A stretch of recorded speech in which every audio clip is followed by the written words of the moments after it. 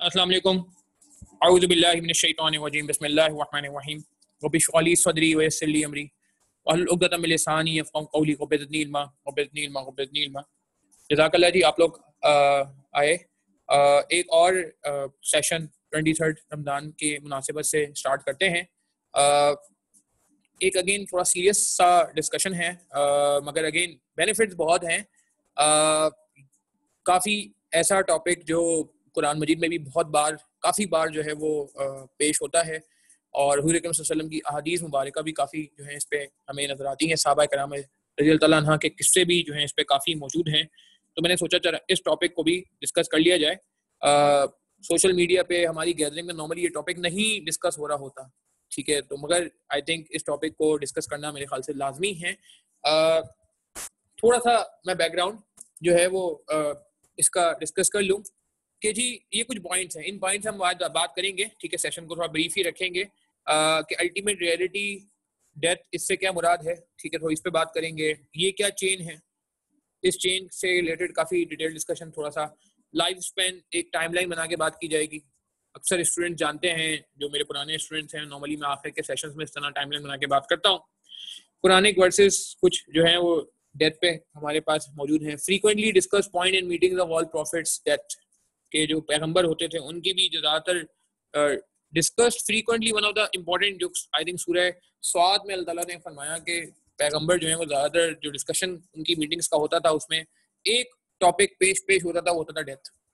Worldly advantage to individual, हमें क्या फ़ायदा होगा इसको याद रखने से, हम कैसे अच्छे इंसान बन सकते हैं, हमारा कैरेक्टर कैसे इंप्रूव हो सकता है, ठीक है ना। ये एक इम्पोर्टेंट सवाल है कि क्या फ़ायदा। अच्छा, सिर्फ रिलीजियस फ़ायदा नहीं, एक तो रिलीजियस फ़ायदा है ना कि ठीक है जी सवाब मिलेगा, मगर इसमें दो तरह के बेनिफिट्स हैं।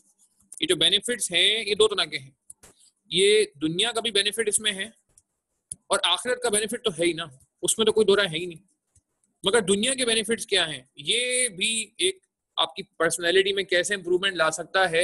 ये अगर आपका सबक पक्का हो जाए, अगर ये सबक पक्का हो जाए तो कैसे आप दुनिया में भी जो है वो एक अच्छा सुकून वाली जिंदगी गुजार सकते हैं। आई थिंक ये एक इम्पॉर्टेंट एरिया होगा। और उसके बाद ये आखिरत में तो खैर मतलब इस पे तो आई थिंक ये बात यहीं पे ही हो जाएगी। और सोसाइटी को क्या फायदा होगा, ये बड़ी इंपॉर्टेंट एग्जांपल है। सोसाइटी को क्या फायदा होगा, कुछ प्रैक्टिकल एग्जांपल्स हैं मेरे पास, ठीक है जी, कि जहां से हम समझते हैं कि यार सोसाइटी को बहुत फायदा हो सकता है अगर ये सबक हम सबका पक्का हो जाए, कलेक्टिवली कंबाइंड, ठीक है जी। तो सबसे पहले स्टार्ट करते हैं जी थोड़ा सा जैसे, अच्छा एक चीज मैं क्लियर कर दूं, देखें ये थोड़ा टॉपिक सीरियस है, लोग भी इसीलिए थोड़े कम आ गए। लास्ट सेशन में 60+ लोग थे हमारे साथ आखिर तक, फिर वो अचानक बैटरी डेड होने की वजह से सेशन मुझे एंड करना पड़ गया था। थोड़ा लोगों को डर भी लगता है।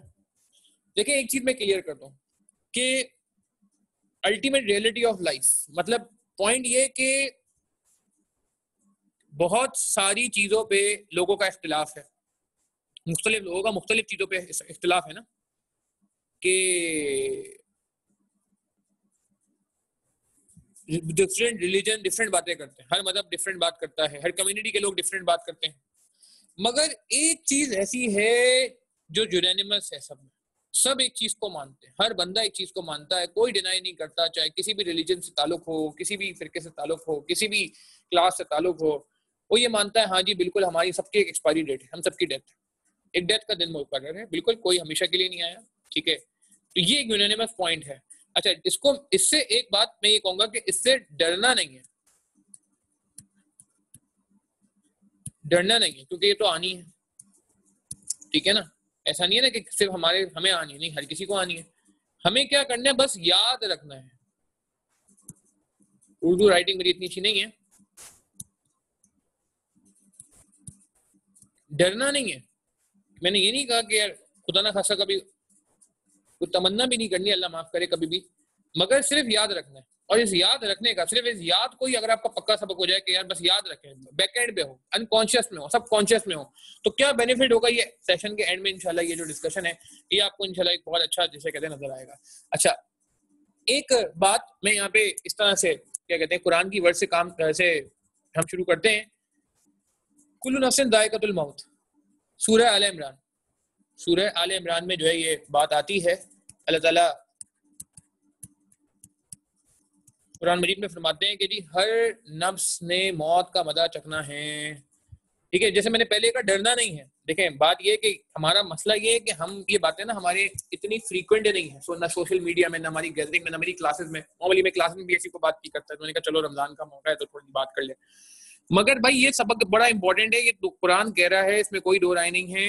Every soul will taste death, कुल्लु नफ्सिन जायकातुल मौत। सही है, सूरह आले इमरान में अल्लाह ताला फरमाते हैं कि हर बंदे ने मौत का मजा चखना है। तो यार जब हर बंदे ने मरना है तो ये तो जिसे कहते हैं ना कि कोई मसला ही नहीं है। पूरी अगर मैं क्या कहते हैं इस पे बात करूं, हर जान ने मौत का मजा चखना है और तुम लोग क़यामत के दिन अपने किए का पूरा पूरा अजर पाओगे। पर जो शख्स जहन्नुम से बचा लिया गया और जन्नत में पहुंचा दिया गया वही कामयाब हुआ, और दुनिया की चंद रोजा जिंदगी तो धोखे का सामान है। तो अल्लाह ताला ने पूरी बात की कि भाई ये जो आयत नंबर 185 है, अगर मैं पूरा तर्जुमा वापस से पढ़ देता हूँ, हर जान ने मौत का मजा चखना है और तुम लोग क़यामत के दिन अपने किए का पूरा पूरा अजर पाओगे। पर जो शख्स जहन्नुम से बचा लिया और जन्नत में पहुंचा दिया गया वही कामयाब हुआ, और दुनिया की चंद रोजा जिंदगी तो धोखे का सामान है। तो ये तो जिसे कहते हैं ना कि अटल है भाई कि मौत तो आनी है। ठीक है, अच्छा मैं एक बैकग्राउंड भी डिस्कस कर दूं, जिससे सबक और पक्का हो जाएगा हमारा, सबक और पक्का हो जाएगा। वो बैकग्राउंड क्या है? वो बैकग्राउंड क्या है? थोड़ी इंसान की हिस्ट्री में चलते हैं। हमारी हिस्ट्री क्या है? What is our history? History क्या है हमारी? ये हिस्ट्री हमारी क्या है, हम इसको रिकॉल करेंगे ना तो वहां से बात करना आसान हो जाएगा। देखें एक बात समझिएगा, बिल्कुल बिल्कुल सही कहा सारिश रियाज ने। एक बात समझिएगा, आपको पता है ना सबसे पहला हमारा इंसान कहाँ से आया, इंसान कहाँ से बिलोंग करता है? हजरत आदम अलैहिस्सलाम से जो है वो पूरी नस्ल चलनी शुरू हुई। हजरत आदम अलैहिस्सलाम सबके जिसे कहते हैं कि वालिद माने जाते हैं, ठीक है जी, तमाम इंसानियत के। वो कहाँ रहते थे जी बताएं? सबसे पहले दुनिया में तो नहीं रहते थे, सबसे पहले कहाँ रहते थे? जन्नत में रहते थे, सही है ना? अच्छा फिर क्या हुआ जी? फिर वो बहकावे में आ गए, किसके? शैतान के। शैतान के बहकावे में आ गए जी, दरख्त नहीं खाना था, दरख्त का फल। मगर वो हमने सबने सुना है किस्सा कि जी शैतान ने उनको बड़ा जिसे कहते हैं वसवसा डाला और उन्होंने वो जन्नत में एक फल खा लिया जिसका जो है फल नहीं खाना था, अल्लाह ताला ने मना फरमाया था। और शैतान के कहने पे आने के बाद फिर हजरत आदम अलैहिस्सलाम को शैतान के बहकावे के बाद कहाँ भेजना पड़ा, तो कहाँ आना पड़ा? फिर जो है दुनिया में आना। मगर अल्लाह ताला वालेकुम सलाम, अल्लाह ताला कुरान मजीद में फरमाते हैं कि यार ये जो देखें आपके पास ये जो क्या कहते हैं ये किस्सा है, ये पूरा किस्सा अल्लाह ताला के पूरा जैसे कहते हैं कुरान में कोट किया है कि हज़रत आदम अलैहिस्सलाम जन्नत में थे और फिर वो दुनिया में भेजा गया। तो ये कहा गया कि भाई दुनिया में आप जा रहे हो ना, ये टेम्पररी जा रहे हो, ये टेम्पररी जा रहे हो, वापस कहाँ आना है? वापस कहाँ आना है? वापस आपने जन्नत में ही आना है भाई, जन्नत में ही आना है। मतलब इंसान की साइकिल क्या बन रही है? साइकिल ये बनी कि सबसे पहले इंसान कहाँ था? जन्नत में था, हज़रत आदम अलैहिस्सलाम। ठीक है, फिर इंसान को कहाँ भेजा गया? दुनिया में भेजा गया। और फिर वो वापस कहाँ जाएगा? उसका अल्टीमेट ठिकाना क्या है? अल्टीमेट ठिकाना क्या है? जन्नत। तो ये एक सबक जो है ना आई थिंक हमारा, अच्छा हम ज्यादा इंक्लाइंड हैं, बायस्ड हैं, और मैंने कहा ना ये थोड़ी सी मैं आगे जाके बात करूंगा कि इसका बेनिफिट क्या होगा, ये सारे डिस्कशन का हमारी जिंदगी में क्या असर पड़ेगा, ये बड़ा इंपॉर्टेंट है। एंड में जो कंक्लूजन होगा इसके बेनिफिट्स दो हैं। इस डिस्कशन के बेनिफिट्स इंडिविजुअल लेवल पे भी हैं और इसके बेनिफिट सोसाइटी लेवल पे भी है, सोसाइटी लेवल पे भी है। एक आसान सी एग्जांपल से बात करूं, सीए प्रोफेशन से बहुत सारे लोग वाबस्ता हैं। वो बंदा सिकॉन्वेंट में जाता है, सिकॉन्वेंट में जाता है, ठीक है ना? तो क्या लगता है क्या वो हमेशा के लिए जाता है? नहीं। घर वालों से जब वो रुखसत होता है, जब वो रुखसत लेता है तो कहता है जी टेंशन की बात नहीं है, मैं अभी घर से लेट से दुबई जा रहा हूँ सिकॉन्वेंट के लिए, 3 महीने का टाइम है जी, 3 महीने में थोड़ा सा आजमाइश है, थोड़ा मुश्किल है, काम वाम करना है, ठीक है, जरूरी भी है, करियर बनाना है, और 3 महीने बाद मैं वापस आ जाऊंगा घर, ठीक है ना? तो उसका दिल कहाँ लगा रहता है? उसका दिल तो मेरे ख्याल से पाकिस्तान में लगा रहता है। नहीं, दुबई में तो वो बेचारा काम करने के लिए गया है, सोच रहा होता है कि कब ये 3 महीने पूरे हों, 4 महीने पूरे हों भाई, फिर मैं वापस जाऊं, जरा पाकिस्तान की बड़ी याद आ रही है। तो यही हाल इंसान का होना चाहिए कि यार हम जो आए ना दुनिया में, ये बड़े लिमिटेड टाइम के लिए आए, ये ध्यान में रहे कि हमने इंशाल्लाह हमेशा जो है वो जन्नत में रहना है, ठीक है? हाँ ये जरूर है कि यार यहाँ पे ये जो सफर है हमारा, सफर मंजिल नहीं है, मंजिल तो ये है हमारी, मंजिल तो ये है हमारी, ये जो सफर है ना हमारा, इस सफर को हमने कोशिश करनी है कि यार एक जिसे कहते हैं कि इसको सफर की तरह लें, इसको मंजिल ना बनाएं। बहुत सारे लोगों ने जिंदगी सेट करने का मंसूबा बनाया हुआ है, ठीक है यार, ठीक है, बिल्कुल जिंदगी सेट करनी चाहिए, बिल्कुल सही, अच्छी बात है। हर किसी का ख्वाब होता है, ऑब्जेक्टिव होता है, मगर अल्टीमेट ऑब्जेक्टिव ये नहीं है, अल्टीमेट ऑब्जेक्टिव ये नहीं है, वन ऑफ द ऑब्जेक्टिव, ये वन ऑफ द ऑब्जेक्टिव है। ठीक है जी, मैं सीए कर लूँ, मैं फर्म खोल लूँ, मैं अच्छा टीचर बन जाऊँ, जिंदगी सेट हो जाएगी। भाई जिंदगी सेट करके क्या करना, जिंदगी सेट करके कुछ नहीं करना भाई। जिंदगी ठीक है गुजारनी है, जिंदगी दुनिया में रहना नहीं है, दुनिया में कुछ टाइम स्पेंड करना है, ठीक है, हमेशा के लिए नहीं रहना, सिर्फ टाइम गुजारना है। अच्छा, इसका फायदा क्या है, ठीक है, कमिंग बैक टू दिस। तो पहले तो एक हमने कॉन्सेप्ट रिकॉल कर लिया, पीछे जाते हैं वापस कि भाई ये बात बड़ी इंपॉर्टेंट है कि यार हम जन्नत से आए हैं, ठीक है, हज़रत आदम अलैहिस्सलाम के थ्रू अगर हम बात करें, टेम्पररी, और वापस कहाँ जाना है, वापस हमने अपना अल्टीमेट ऑब्जेक्टिव नहीं भूलना, वो हमारा अल्टीमेट ऑब्जेक्टिव है हमारा जन्नत। अच्छा, अगर हम ये बात समझ लेना, ठीक है, तो इससे फायदा क्या होगा, फायदा क्या होगा। अच्छा, एक बात और भी है कि यार बहुत सारे लोग कहते हैं कि हमने, जिसे कहते हैं कि बड़ी प्लानिंग की भी है, 5 साल की, 10 साल की, 15 साल की, 20 साल की, बिल्कुल प्लानिंग करें। देखिए प्लानिंग करने से मना नहीं करा मैं, ये नहीं समझे कि आप कहें नहीं यार सब कुछ ठक हार के छोड़ देना है, मगर दिल नहीं लगाना है, दिल नहीं लगाना है, ठीक है ना। इस पे एक हदीस थी, एक हदीस याद आती है, हुज़ूर सल्लल्लाहु अलैहि वसल्लम जो है एक दफा सहाबा किराम के साथ जा रहे थे, तो एक जगह बकरी का बच्चा मुर्दा नजर आया, तो हुज़ूर सल्लल्लाहु अलैहि वसल्लम ने कहा यार ये आप जो है क्या कहते हैं, आप लोगों को एक बड़ा जिसे कहते हैं कि एक लेसन मिलेगा कि ये बकरी का बच्चा मुर्दा है, ये कोई खरीदेगा? हाँ भाई, कोई खरीदता है बकरी के बच्चे को? तो सहाबा किराम ने कहा कि रज़ियल्लाहु अन्हु ने कि हुज़ूर सल्लल्लाहु अलैहि वसल्लम ये तो बकरी का बच्चा मुर्दा है, इसको हम लेके क्या करेंगे, मतलब इसकी तो कोई अहमियत ही नहीं है, इसकी तो कोई अहमियत ही नहीं है। तो फिर हुज़ूर सल्लल्लाहु अलैहि वसल्लम ने फरमाया कि अल्लाह ताला के हाँ, इस दुनिया की अहमियत इस बकरी के मुर्दा बच्चे जैसी है, जिस तरह ये तुम्हारे लिए बकरी का मुर्दा बच्चा किसी काम का नहीं है, ठीक है जी, ऐसे ही है बिल्कुल सीधा अल्लाह ताला के नजदीक की दुनिया, ये दुनिया। तो आपने ज्यादा जिसे कहते हैं ना कि अगेन ठीक है, बिल्कुल सही है, हम आए हैं, टाइम स्पेंड करना है, अच्छे काम करने हैं, टाइम स्पेंड करना है, कुछ चीजें हमने जो है वो अपने ऑब्जेक्टिव भी बनाने हैं, मगर भूलना नहीं, भूलना नहीं, ठीक है जी। नहीं रेहान अभी ज्वाइन किया, कोई ऐसा मसला नहीं है। अच्छा, एक बात और यहाँ पे मैं करता चलूं कि ये डेथ से रिलेटेड देखें, लाइफ का कुछ भरोसा नहीं है। एक बहुत अक्सर इस लोग एक बात करते हैं कि जी अभी तो बहुत जिंदगी पड़ी है, अभी से ये बातें सोचने का टाइम नहीं है, क्या करेंगे सोच के, अभी लाइफ तो बहुत है, 60-70 के जब हो जाएंगे तब देख लेंगे। देखें, मेरे पास रिसेंट कुछ एग्जांपल्स हैं पिछले हमारे सीए प्रोफेशन में ही, कुछ लोग जिनकी जिसे कहते हैं कि हमारे सामने यार, हमारे सामने हमारे स्टूडेंट थे, हमारे दोस्त अहबाब थे, उनकी हमारे सामने डेथ हुई। अगर मैं आपको कुछ एग्जांपल्स कोट करूं, मतलब सिर्फ ये बताने के लिए कि यार ये जिंदगी जो है ना बड़ी अनसर्टन है, कुछ भरोसा नहीं है, कभी आपका गेम ओवर हो जाए। मास जैजन एक बंदा था, उसका रोड एक्सीडेंट में जो है वो इंतकाल हुआ, कोयटा से आई थिंक वो बाय रोड आ रहा था, ठीक है, merit holder mac management accounting का, ठीक है। अच्छा, कुछ टाइम और पहले चले जाएं, एक बंदा था तला गाबा, हमारा स्टूडेंट, ठीक है जी, क्लासों में हमारे सामने सीए किया, बच्चे ने क्वालिफाई किया, यही शरफाबाद के पास रहता था, बल्कि ईद की नमाज तो मेरे मोहल्ले में पढ़ता था, ठीक है। उसको अच्छा कैंसर हो गया था, तकरीबन 2 साल पहले उसकी डेथ हुई, ऑलमोस्ट 2-2.5 साल पहले। उसके अलावा एक हमारे केपीएमजी का एक बहुत जिसे कहते हैं कि बंदा था, बिल्कुल रेहान, उस पर भी मैं आता हूँ, क्या नाम था उसका जी, उस्मान मून। कोई जानता है उस्मान मून को? कोई है हमारे साथ ऐसा जो उस्मान मून का नाम सुना हो किसी ने? केपीएमजी में होता था ये बंदा, मैनेजर था केपीएमजी में बंदा। रोड एक्सीडेंट, मारीपुर रोड पे बीच से एक ट्रक आया, ट्रॉलर आया, एक टैंकर आया और बंदे का एक्सीडेंट हो गया। उस्मान मून तो इतना जबरदस्त बंदा था, ये एनजीओ चलाता था, अंडर प्रिविलेज स्टूडेंट्स को ये फ्री में पढ़ाता था। एनजीओ थी जो कि स्कूलिंग प्रोवाइड करती थी अंडर प्रिविलेज स्टूडेंट्स को। मैं उसकी एनजीओ का नाम भूल रहा हूँ यार, क्या नाम था उसका, बड़ा अच्छा सा नाम था, क्या नाम था उसके एनजीओ का, खैर। तो ये अगेन बंदा बड़ा यार यंग, अच्छा इससे था तो बड़ा ऐसा इंसिडेंट हुआ कि इल्म फाउंडेशन, बिल्कुल मेहर अली ने कहा, बिल्कुल सही, मेहर अली भी केपीएमजी से हैं, बहुत अच्छा इन्होंने याद दिलाया, इल्म फाउंडेशन इनकी एनजीओ का नाम है। और ये तो बड़ा अजीब इंसिडेंट है, ये तो मैं क्या बताऊं। उस्मान मून का जिस दिन उसकी डेथ हुई, यकीन करें उससे एक दिन पहले उसका लास्ट डे था केपीएमजी में। अच्छा, मुझे नहीं पता था इसका लास्ट डे केपीएमजी में, ठीक है जी। इनकी सिस्टम भी केपीएमजी में, उमर कह रहे हैं ठीक है जी जबरदस्त हो गया, जानते हैं इन्हें, गुड हो गया।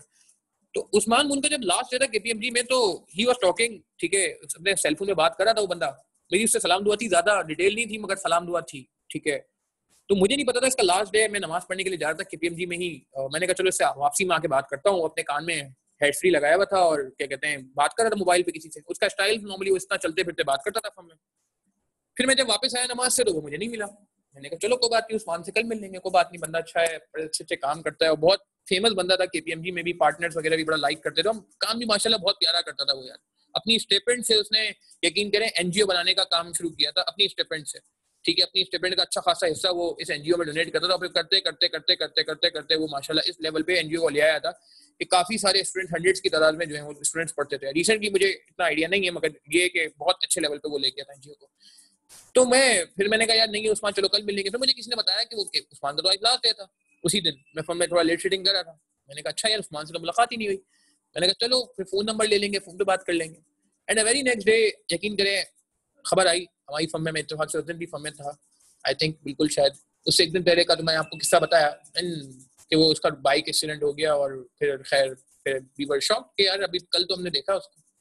तो कहने का मतलब है कि यार लाइफ बड़ी अनसर्टन है। कोशिश यही करनी है हमने कि यार ये जो टाइम है हमारा बड़ा अच्छा स्पेंड हो जाए, ऐसा स्पेंड हो जाए कि यार हमारी आखिरत समझ जाए। और मैंने आपको बता दिया देखिए हम आए कहाँ से हैं, हम हेवन से आए और हमें हेवन पे जाना है, ठीक है। हमारा मकसद जो है वो ये है।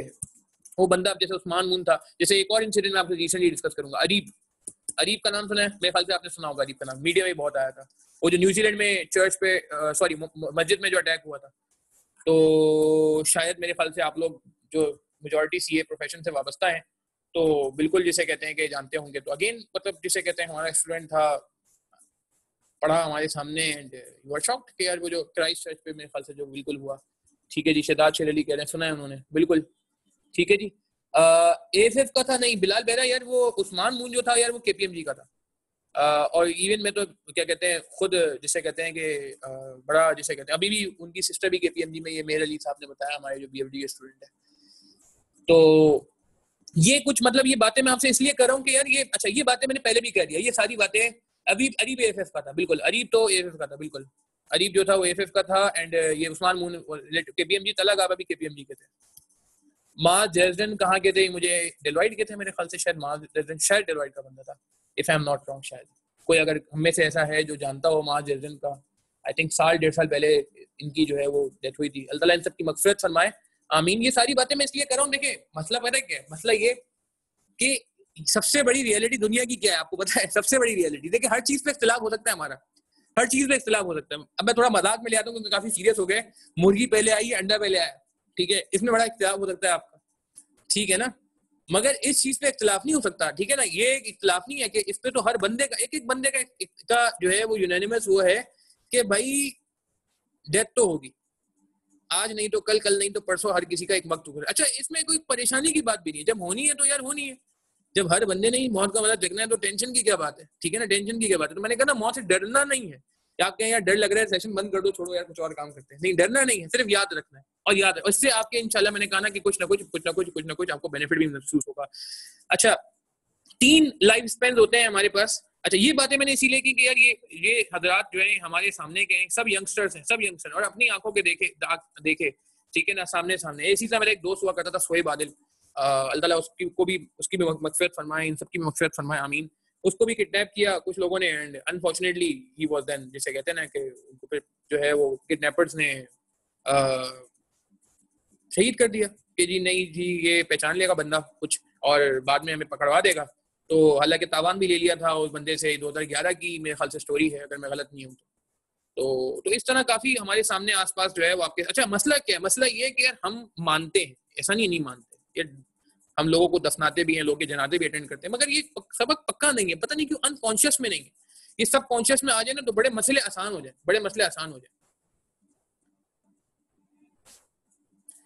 बिल्कुल जी, बिल्कुल सही कहा मेरे ने। पाए खाक में अहले शान कैसे मकीन हो गए ला मकान कैसे।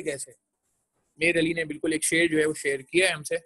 अच्छा एक और इसमें मैं बात ऐड करता चलूं, देखिए जी ये बात मैं इसलिए से भी कह रहा हूं कि वो कहते हैं दिल मुर्दा हो जाते हैं। तो दिल मुर्दा हो जाते हैं तो इसका हल क्या है? दिल मुर्दा हो जाते हैं तो क्या करें? एक तो कहते हैं जी दिल मुर्दा हो जाते हैं, जंग आलूद हो जाते हैं, तो एक तो ये है कि जी कुरान की तिलावत करें। और दूसरा ये कि आप अपनी जिंदगी के बारे में सोचें कि भाई लिमिटेड टाइम है, मौत को याद करें। ठीक है जी, बिल्कुल सही है जी रिहान, सही कहा आपने। तो ये अगेन डिस्कशन सिर्फ इस वजह से है कि भाई हम ये बात बार बार हैमर की जाएगी कि यार जहन में रहे। अच्छा एक बात और, ये दुनिया की जिंदगी के बारे में एक कुरान मजीद में आता है, कुछ कुरान वर्सेस भी मैं साथ में शेयर कर लूं कि अल्लाह ताला इंसान से क़यामत के दिन पूछेंगे कि कितने टाइम आप रहे हो, जिसे कहते हैं कि जिंदगी में, सॉरी दुनिया में। फरिश्ते इंसान से पूछेंगे कि यार ये अल्लाह ताला के हुक्म से कि आप कितने टाइम जो है आपने जिंदगी बसर की, आपने कितने टाइम दुनिया में स्पेंड किया। आपको पता है कि क्या जवाब देगा इंसान? हाँ सुना ही किसी ने कि इंसान क्या कहेगा जब जब फरिश्ते से पूछेंगे हाँ भाई बड़ा तुमने टाइम गुजारा था, कितना टाइम गुजारा था? तो बिल्कुल सही कहा मेर अली ने। एक बंदा कहेगा जी मैंने तो लगता है एक दिन गुजारा था दुनिया में। कितना? एक दिन। दूसरा बंदा कहेगा यार एक दिन नहीं नहीं नहीं नहीं नहीं नहीं, नहीं। एक दिन, बिल्कुल सही कहा ताजवार ने, एक दिन से भी कम भाई, शायद आधा दिन गुजारा था, बस आधा दिन गुजारा था और मौत आ गई। अच्छा तो अब फरिश्ते इस पे कहेंगे कि भाई तुमने तो पूरी जिंदगी गुजारी थी, और वो कहेंगे अच्छा चलो ठीक है मान लेते तुमने एक दिन और आधा दिन गुजारा था, तो क्या ये अच्छा नहीं होता कि तुमने अगर एक दिन या आधा दिन जो दुनिया में गुजारा था, एक या आधे दिन में अल्लाह ताला को राजी कर लेते अल्लाह ताला को, और हमेशा हमेशा के लिए तुम जो है वो कामयाबी पा लेते। तो इससे अच्छा क्या सौदा होता यार, इससे अच्छा क्या सौदा होता कि तुम खुद कह रहे हो कि तुम्हें लग रहा है कि एक दिन या आधा दिन जो इतना जो टाइम था वो तुम भूल गए हो, मतलब इतनी हौलनाकी की वजह से, तो भाई वो एक दिन में आधे दिन में अल्लाह ताला को राजी कर लेते, तो हमेशा के लिए जो है वो आपकी क्या हो जाती, फलाह हो जाती।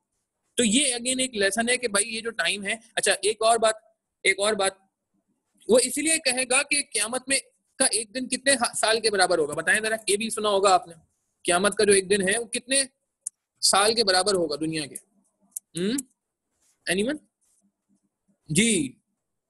और कोई कहता है, अब्दुल्ला ने बोला ठीक है जी 1000 साल 50,000 साल, बिल्कुल दोनों सुनने में आते हैं। 1000 साल 50,000 साल, ठीक है, तो ये 50,000 साल 1000 साल, चलो 1000 साल भी अगर मान लो चलो, तो यार एक दिन क़यामत का, एक दिन और पता नहीं कितने दिन तक ये क़यामत रहेगी बर्पा। उसके बाद फिर जब फैसला होगा तो लोग जो है वो क्या कहते हैं जन्नत दोज़ख का फैसला होगा। तो ये आप देखेंगे यार अगर 1000 साल भी मान लें तो दुनिया में क्या जिंदगी है यार, क्या जिंदगी। 50,000 साल भी आता है रिवायत में, बिल्कुल। तो दुनिया की जिंदगी मटीरियलिटी निकालें जरा, ऑडिटर्स है ना, जरा और मटीरियलिटी निकाल लेते हैं। दुनिया में क्या जिंदगी, 50 साल नहीं, चलो थोड़ी ज्यादा कर लेते हैं, 60 कर लेते हैं। कैलकुलेटर मेरे पास नहीं है अभी साथ में, कैलकुलेटर मेरे साथ में नहीं है। 60/1000, 60/50,000 आप निकाले मटीरियलिटी क्या आती, 60/1000 मटीरियलिटी निकाले, तो यार ये तो इमटीरियल हो गई। तो इमटीरियल तो चीज के लिए फिर हम क्यों टेंशन में लेते हैं, क्यों दिल उदास होता है यार हमारा। देखे ना अल्लाह ताला ने वादा किया है, अल्लाह ताला ने वादा किया है कि आपको जन्नत में वापस भेजा जाएगा, बस आपने दुनिया में आपने अल्लाह ताला को राजी करना है। ये तो अल्लाह ताला का वादा है ना कि आप जन्नत से आए हो दुनिया में और वापस थोड़ा टाइम स्पेंड करके सफर गुजार के वापस जन्नत में ही जाना है आपने, बस थोड़े से अच्छे काम करके राजी करके अल्लाह ताला को आपने जो है जन्नत पे जाना है। तो यार जब ये मतलब मिसाल के तौर पे यहाँ जाना है हमने, और उसमें की जो मैं जो लाइव अभी वो बना रहा था क्या कहते हैं टाइमलाइन, ठीक है, तो यार फिर मतलब अफसोस किस बात का, गम किस बात का। 0.0012 शरीफ रियाज ने बताया, बिल्कुल। तो 0.0012 का क्या मतलब बना, आई थिंक 0.12%, 0.12, 1% भी नहीं यार, 1% भी नहीं। तो कहने का मतलब है कि यार मतलब ये जो दुनिया में अब मैं पिछले सेशन पे आता हूँ, पिछले सेशन से कनेक्ट करता हूँ। पिछले सेशन में मैंने बात की थी कि हम पे परेशानी आती है, हम पे तकलीफ आती है। हजरत याकूब अलैहिस्सलाम पे तकलीफ आई, ठीक है ना, हमारे और अंबिया कराम गुजरे उन पे तकलीफ आई। हजरत यूनुस हजरत अय्यूब अलैहिस्सलाम का हमने किस्सा डिस्कस किया पिछली दफा कि उनको कोर की बीमारी थी, ठीक है ना, बड़ी होलनाक बीमारी थी, जिसपे बाद में बहुत अरसे बाद अल्लाह ने उनको जो है वो बीमारी से निजात अता फरमाई। तो भाई ये सबर कहाँ से आया उनको, सबर यहाँ से आया ना कि यार उन्होंने देखा कि भाई ये तो एक दिन वहां का इतना बड़ा है, तो दुनिया की जिंदगी तो उसके सामने कुछ भी नहीं है। अब मसला क्या है कि हमारे और आपके सामने जिंदगी इतनी फास्ट हो गई है, इतनी फास्ट हो गई है, इतनी फास्ट हो गई और इतना ज्यादा हम जिंदगी में लग जाए, दुनिया में लग जाए कि हमें लगता है कि बस यार ये 60 साल ही। यार ये हमारा कॉन्सेप्ट नहीं, प्लीज यार ये मैं आपको क्लियर कर दूं, ये हमारा कॉन्सेप्ट नहीं है कि जिंदगी अच्छी बन जाए, जिंदगी सेट हो जाए। भाई ये 60 साल किसके लिए?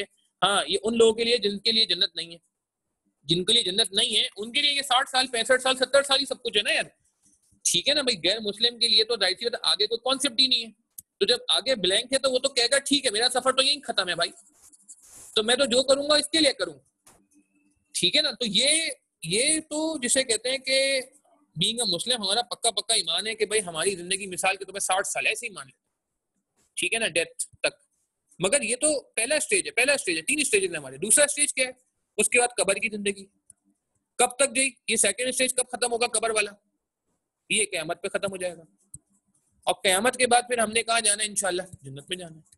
तो जो हमेशा हमेशा हमेशा हमेशा हमेशा हमेशा ना खत्म होने वाली, जो कहा जाता है, अल्लाह ताला कहते हैं अल्लाह ताला के मेहमान बनना है। अब जन्नत क्या चीज है, जन्नत के बारे में सुन लेते हैं। आपको पता है जो सबसे अदना दर्जे की जन्नत होगी, अब मैं थोड़ा मोटिवेट भी कर दूं ना, क्योंकि डीमोटिवेटिंग की बहुत बातें हो गई। सबसे अदना दर्जे की जो जन्नत होगी, सबसे लोएस्ट दर्जे की, लोएस्ट लेवल की, जैसे गेम्स के लेवल होते हैं ना, वो कैंडी क्रश में लोग कहते हैं 500 लेवल पे पहुंच गए, 600 लेवल पे पहुंच गए, 300 लेवल पे पहुंच गए। इस तरह जन्नत के भी लेवल्स हैं, बहुत लेवल्स हैं। और सबसे बेहतरीन लेवल कौन सा है, जिसके बारे में कहा जाता है कि आप जो है वो उसको मांगे, बिल्कुल सही का ध्यान दें, जन्नतुल फिरदौस। इसको मांगना चाहिए, मांगने की चीज है। अल्लाहुम्मा इन्नी असअलुका जन्नतुल फिरदौस, अल्लाहुम्मा इन्नी असअलुका जन्नतुल फिरदौस, अल्लाह मुझे जन्नतुल फिरदौस में दाखिल कर दीजिए। ठीक है जी, ये दुआ मांगनी चाहिए। ये तो कुरान शरीफ ने कहा कि जी मांगे आप तो जन्नत मांगे, जन्नतुल फिरदौस मांगे, जन्नत में भी आला जन्नत मांगे, पूरी उम्मीद रहे, अच्छी उम्मीद रखें अल्लाह ताला से, नेगेटिव ना हो। ठीक है जी, बिल्कुल सही का। मेरे लिए ऐसी जगह जो किसी आंख ने ना देखी होगी ना किसी ने सोचा होगा ऐसा। अब मैं आपको बताऊं, आता है हदीसों में कि एक सबसे अदना दर्जे की, सबसे लोएस्ट रैंक की जन्नत कितनी बड़ी होगी, आपको पता है? सबसे लोएस्ट रैंक की जन्नत कितनी बड़ी होगी? एनीवन को बता सकता है? किसी ने सुना है कि सबसे जो लोएस्ट दर्जा होगा, जो सबसे आखिरी आदमी होगा जो जन्नत में जाएगा, उसको जब अल्लाह ताला जन्नत दिखाएंगे और बोलेंगे चलो ये जन्नत तुम्हारी है, बिल्कुल सही का बिलाल बहरा ने, जबरदस्त बिलाल, कि वो होगी 10 गुना बड़ी इस दुनिया से। यार मतलब 10 टाइम्स, बिल्कुल सही का निशान है, 10 टाइम्स यार। 10 क्या होता है ये दुनिया, मतलब एक बंगला बना के इंसान बड़ा खुश हो जाता है, एक महल बना के इंसान खुश हो जाता है, एक कोठी बना के इंसान खुश हो जाता है, एक सोसाइटी बना के इंसान खुश हो जाएगा, एक मोहल्ला बना के इंसान खुश हो जाएगा, एक बहरिया टाउन बना के इंसान खुश हो जाएगा। हाँ, बहरिया टाउन मिल जाए किसी को, खुश हो गए। एक प्लॉट लेके इंसान बड़ा खुश हो जाता है ना, ये प्लॉट मेरा है यार। मतलब प्लॉट लेके आप खुश हो रहे हो, आपसे अल्लाह ताला जन्नत का वादा कर रहे हैं, और बिल्कुल सही का शिदात से रही ने कि मैं रिजल्ट में पास होके खुश हो गया। नहीं, ये तो ठीक है, अच्छी बात है, खुश होना चाहिए। मगर बात ये है कि आप बात समझ रहे हैं कि कितना यार 10 टाइम्स किसे कहते हैं, दुनिया कितनी बड़ी है।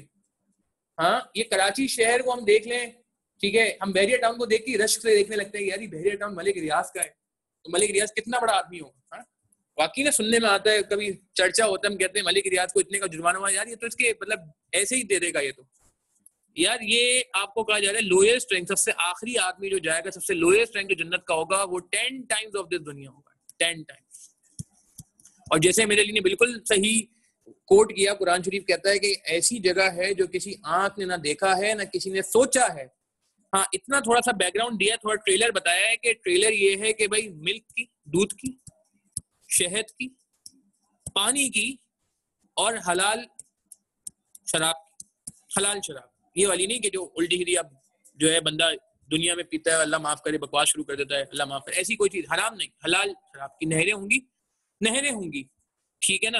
और मोटिवेट किया गया यार, बिल्कुल शराबत तहूर, बिल्कुल ये वर्ड यूज हुआ है, अब्दुल्लाह अहमद सिद्दीकी ने बिल्कुल सही कहा। तो कहने का मतलब है कि यार ये मतलब द पॉइंट इज के the death is only one of the stage, it's only one stage, ये पहली स्टेज है खाली। यार पहली स्टेज के बाद फिर दूसरी स्टेज और तीसरी स्टेज, इसके लिए हमें सोचना है यार, इसके लिए हमें सोचना है। आप सोचो ना यार, मतलब हमारी जिंदगी तो बहुत तेजी से गुजर रही है, बहुत तेजी से गुजरी। मैंने आपको पिछली इलेक्शन में कहा था, पिछले सेशन में जो हमारे साथ थे उनको मैंने एक चीज कोट की थी, आपको याद है? मैंने एक बात कही थी कि अल्लाह ताला ने 11वें पारे में कहा था मूसा से, मैंने आपकी दुआ कबूल कर ली। कितना टाइम लगा था दुआ कबूल करने में, याद है?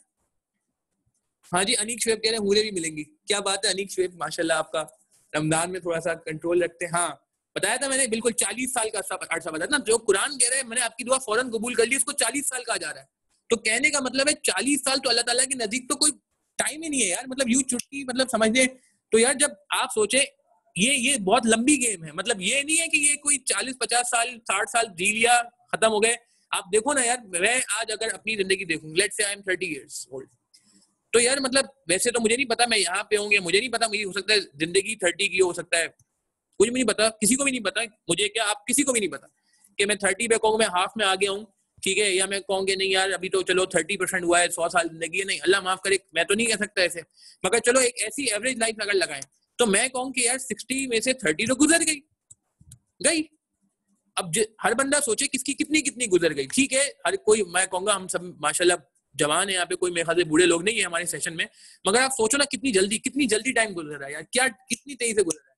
तो आप देखो ये जितनी तेजी से टाइम गुजर रहा है इतनी ही तेजी से मौत का टाइम भी आ जाएगा। मगर पॉइंट ये है कि आप देखो वहां की गेम क्या है, 50,000 साल, भाई बात ही नहीं है कुछ, 50,000 साल कहना आसान है भाई, कहना आसान, 50,000 साल, 1,000 साल, मतलब वहां तो काउंट ही अलग है ना यार। मतलब ये वही वाली बात हो गई कि आप 100-200 रुपए में खुश हो रहे हो, ठीक है, 100-200 रुपए में खुश हो जाता है एक बंदा, और एक बंदा कहता है यार 100-200 रुपए तो क्या चीज है यार, आप मतलब 100-200 रुपए के लिए अपना ईमान खराब कर रहे हो यार, ठीक है, कहते यार ये कहते ना कि तो 100-200 रुपए तो मटीरियल ही नहीं है।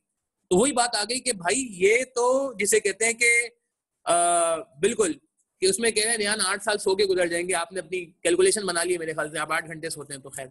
तो कहने का मतलब है कि यार द पॉइंट इज कि this is only first stage, ठीक है ना। यहाँ पे परेशानी से दुनिया के बारे में एक चीज और आती है, कुरान मजीद में आती है कि ठीक है कि आपको दुनिया में आजमाइशें मिलेंगी, बिल्कुल मिलेंगी, क्योंकि भाई जाहिर सी बात है ये आप यहाँ पास होंगे, ये टेस्ट एक तरह का, ये टेस्ट है। अच्छा टेस्ट कितनी देर का होता है, टेस्ट कितनी देर का होता है, टेस्ट जो होता है ना, आईकेप भी लेते हैं ना टेस्ट, सही है, हम सब सीए के स्टूडेंट मेजोरिटी हैं, सही है, तो 3 घंटे का, 3.25 घंटे का, ठीक है ना। और अगर उसमें पास हो जाते हैं तो जो क्वालिफिकेशन मिलती है, वो जो परमानेंट क्रेडिट लिखा हुआ आता है, वो जो क्वालिफिकेशन का सर्टिफिकेट आता है हमारे घर पे, मेंबरशिप का सर्टिफिकेट आता है, परमानेंट क्रेडिट, आई के अपने वर्ड भी क्या चूज किया है यार, परमानेंट क्रेडिट, कि 3 घंटे 3.25 घंटे के टेस्ट में पास हो जाओ, मैं आपको परमानेंट क्रेडिट दे दूंगा, ये परमानेंट है। अच्छा परमानेंट का मतलब वो वाला परमानेंट नहीं है, परमानेंट का मतलब है कि अब आपसे कोई वापस नहीं पूछेगा कि इस पेपर को पास कर लो, आप बात समझ रहे हैं। बिल्कुल सही कहा हमजा ने, दुनिया मोमिन के लिए कैद खाना है, बिल्कुल ये जो है हदीस मुबारक आती है कि दुनिया जो है मोमिन के लिए कैद खाना है, बिल्कुल सही, बिल्कुल सही। तो कहने का मतलब है, मैं क्या कहना चाह रहा हूँ, मैं ये कहना चाह रहा हूँ कि भाई ये जो टाइम है 3.25 घंटे का आईकेप टेस्ट लेता है, 3 घंटे 15 मिनट का, उसके बाद आपको आईकेप परमानेंट क्रेडिट देता है अगर आप पास हो जाते हो, फिर मरते दम तक आपसे कोई नहीं बोलेगा कॉस्टिंग पास करो वापस से, कोई नहीं बोलेगा बीएमबीएस पास करो, कोई नहीं बोलेगा सीए वापस क्वालिफाई करो, ठीक है ना। बहुत सारे लोगों ने आवाज भी उठाई कि जी सीए वालों का क्वालिफिकेशन के बाद भी पेपर होना चाहिए, लोगों ने कहा नहीं नहीं भाई परमानेंट ग्रेड मिल गया, परमानेंट क्वालिफिकेशन मिल गई, अब ये उम्र भर जिंदगी भर हमारे साथ रहेगी। तो कहने का मतलब है कि भाई बिल्कुल सीखना, अल्लाह ताला ने भी एक टेस्ट रखा है हमारे लिए, एक टेस्ट रखा है जिसमें जाहिर सी बात है आजमाइशें भी आएंगी। इसका अच्छा इसके लिए हमारे पास तरीका क्या, अच्छा इसको इस टेस्ट को गुजारना कैसे, इस टेस्ट का सिलेबस क्या है, इस टेस्ट में की तैयारी कहाँ से करनी है।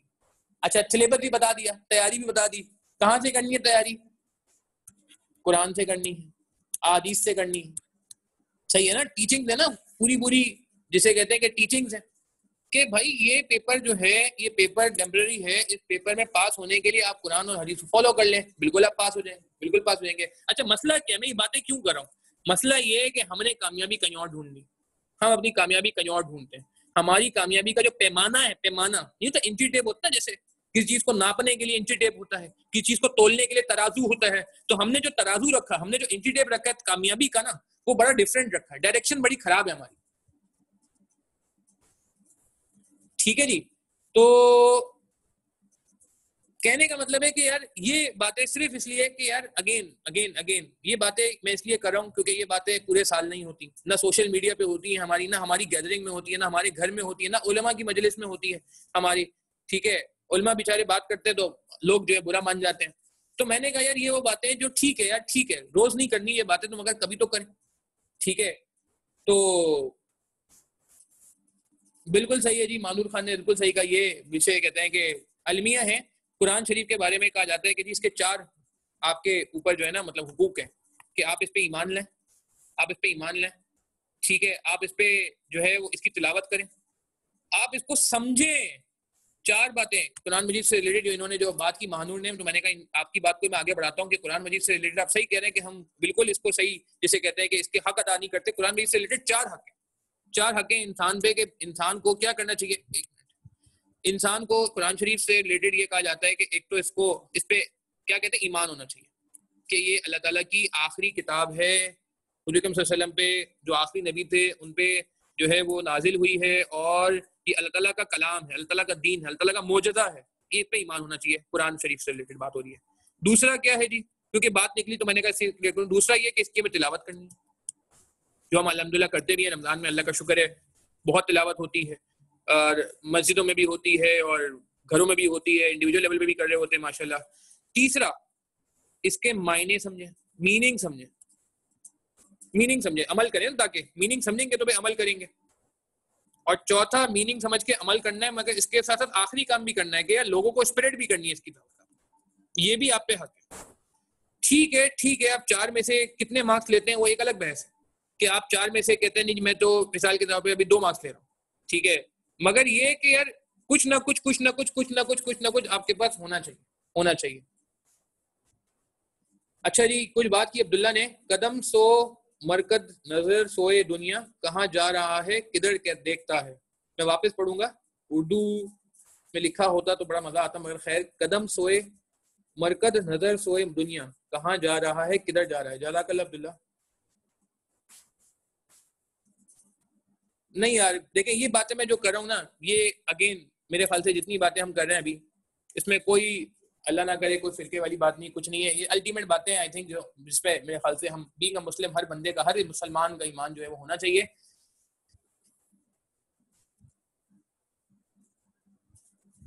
बिल्कुल सही कहा मोई अहमद ने कि कैद खाना भी इस सेंस में कि अनलिमिटेड टाइम लाइफ और अनलिमिटेड रिवॉर्ड्स के अगेंस्ट लिमिटेड लाइफ और लिमिटेड रिवॉर्ड्स मिल रहे हैं, काफिर के लिए तो यही सब कुछ है। बिल्कुल सही, मतलब बिलियनर के लिए 50,000 रुपए कुछ नहीं और होमलेस के लिए 50,000 रुपए सब कुछ है। बहुत अच्छी एग्जांपल दी आपने, बहुत अच्छी एग्जांपल दी मोई अहमद के। किसी के लिए अगर मिसाल के तौर पे जिंदगी ही 60 साल है तो वो तो कहेगा जो मिल रहा है इसको गनीमत जानो भाई, इसी में ही कर लो, जो शौक पूरा करना है इसी में कर लो, 60 रुपए में शौक पूरा कर लो। मगर आप 60 रुपए से खुश होने वाले नहीं हो यार, आप 60 रुपए से खुश होने वाले नहीं हो। आपने कहा ये 60 साल नहीं भाई, हमारा तो लंबा हिसाब किताब है, हम तो इंशाल्लाह जैसे कहते हैं ना कि आगे तक क़यामत के बाद की जो जिंदगी है उस पर बिलीव रखते हैं। तो ये इन्होंने बड़ी अच्छी इलस्ट्रेशन दी। खैर नहीं जी, पॉजिटिव बात करनी है। अच्छा, तो मैं वापस इस पे आता हूँ जो मैं बात कर रहा था कि ये मटीरियलिटी से रिलेटेड, ये मोटिवेशन से रिलेटेड, ये दुनिया से रिलेटेड, मैं वापस जाता हूँ ताकि लिस्ट से हम भटके नहीं, ठीक है, जो हमने एजेंडा सेट किया हुआ है उसी पे रहते हैं। तो कुरानिक वर्सेस से बात हुई कि अल्लाह ताला, अच्छा एक और चीज मोटिवेट करने के लिए, आपको एक मोटिवेट करने के लिए, एक दफा हदीस कुदसी का तर्जुमा पेश कर रहा हूँ, तशरीह पेश कर रहा हूँ। हुज़ूर सल्लल्लाहु अलैहि वसल्लम के सामने एक जनाजा जो है वो जा रहा था, तो हुज़ूर सल्लल्लाहु अलैहि वसल्लम ने सहाबा को देख के, सहाबा से जनाजा को देखा तो सहाबा के सामने ये फरमाया कि लोगों की इससे जान छूटी, लोगों की इससे जान छूटी या इसकी जान छूटी, इसकी जान छूटी या लोगों की इससे जान छूटी, ये फरमाया जनाजे को देखे हुज़ूर सल्लल्लाहु अलैहि वसल्लम ने। तो सहाबा कराम रज़ियल्लाहु अन्हुम परेशान हो गए, हुज़ूर सल्लल्लाहु अलैहि वसल्लम ये इसका क्या मतलब है कि आपने फरमाया कि इसकी जान छूटी या लोगों की इससे जान छूटी, इसकी वजाहत क्या है। तो इस पे फिर हुज़ूर सल्लल्लाहु अलैहि वसल्लम ने इसकी वजाहत फरमाई और समझाया कि अच्छा, इस पे मैं एक और वाकया भी शेयर करूं। कुरान मजीद में एक पारे में 21 पारे में कहीं आता है, मैं पारा भूल रहा हूँ, कि जब फिरौन को गरक किया अल्लाह ताला ने, ठीक है, अब मैं ये थोड़ी कुछ मोटिवेटिंग बातें कर रहा हूँ कि यार मतलब इंसान की डेथ पे हमें लगता है कि death is the most painful thing, but death is maybe most beautiful thing for a Muslim ना, ठीक है। इस पे दो मुझे बातें करनी है बड़ी इंपॉर्टेंट कि यार क्या कहते हैं। एक तो ये अल्लाह ताला कुरान में फरमाते हैं कि जब फिरौन को गरक किया हमने, जब फिरौन जो है नस्तो नाबूद हुआ, तो उस वक्त ना आसमान रोया ना जमीन रोया, ना आसमान रोया ना जमीन रोया, ये अल्लाह ताला कुरान शरीफ में फरमा रहे हैं। तो इसका तर्जुमे में मुफस्सिरीन कहते हैं कि इसका मतलब क्या है। इसका मतलब ये है कि जो हदीस की रोशनी में और टीचिंग से मिलता है कि जब इंसान की डेथ होती है और नेक आदमी होता है, और अगर नेक आदमी की डेथ होती है तो आसमान भी रोता है, जमीन भी रोती है, आसमान भी रोता है, जमीन भी रोती है, और चरिंद परिंद भी रोते हैं। और जिस जगह वो मिसाल के तौर पे सजदा करता है मस्जिद में, जिस जगह वो इबादत करता है, वो इबादत की जगह भी रोती है जब उस बंदे की डेथ होती है। क्या कहा अल्लाह ताला ने कुरान में? तो अल्लाह ताला ने कुरान में तो ये कहा कि भाई फिरौन की जब डेथ हुई तो ना आसमान रोया ना जमीन रोया, मगर इसकी तशरीह में ये बात हो रही है कि जब मोमिन बंदा जिसने अच्छी जिंदगी गुजार ली, से पेपर अच्छा कर लिया, जिसने 3.25 घंटे का टाइम जो आईकेप देता है, या मैं कहूँगी जो मिसाल के तौर पर हमारा लिमिटेड टाइम है दुनिया का, मैं ऐसी जो है कनेक्ट करने के लिए ऐसी मजाक में बात कर रहा हूँ, बट द पॉइंट इज कि नहीं, this is a very important point कि उसकी डेथ पे आसमान और जमीन को भी अफसोस होता है।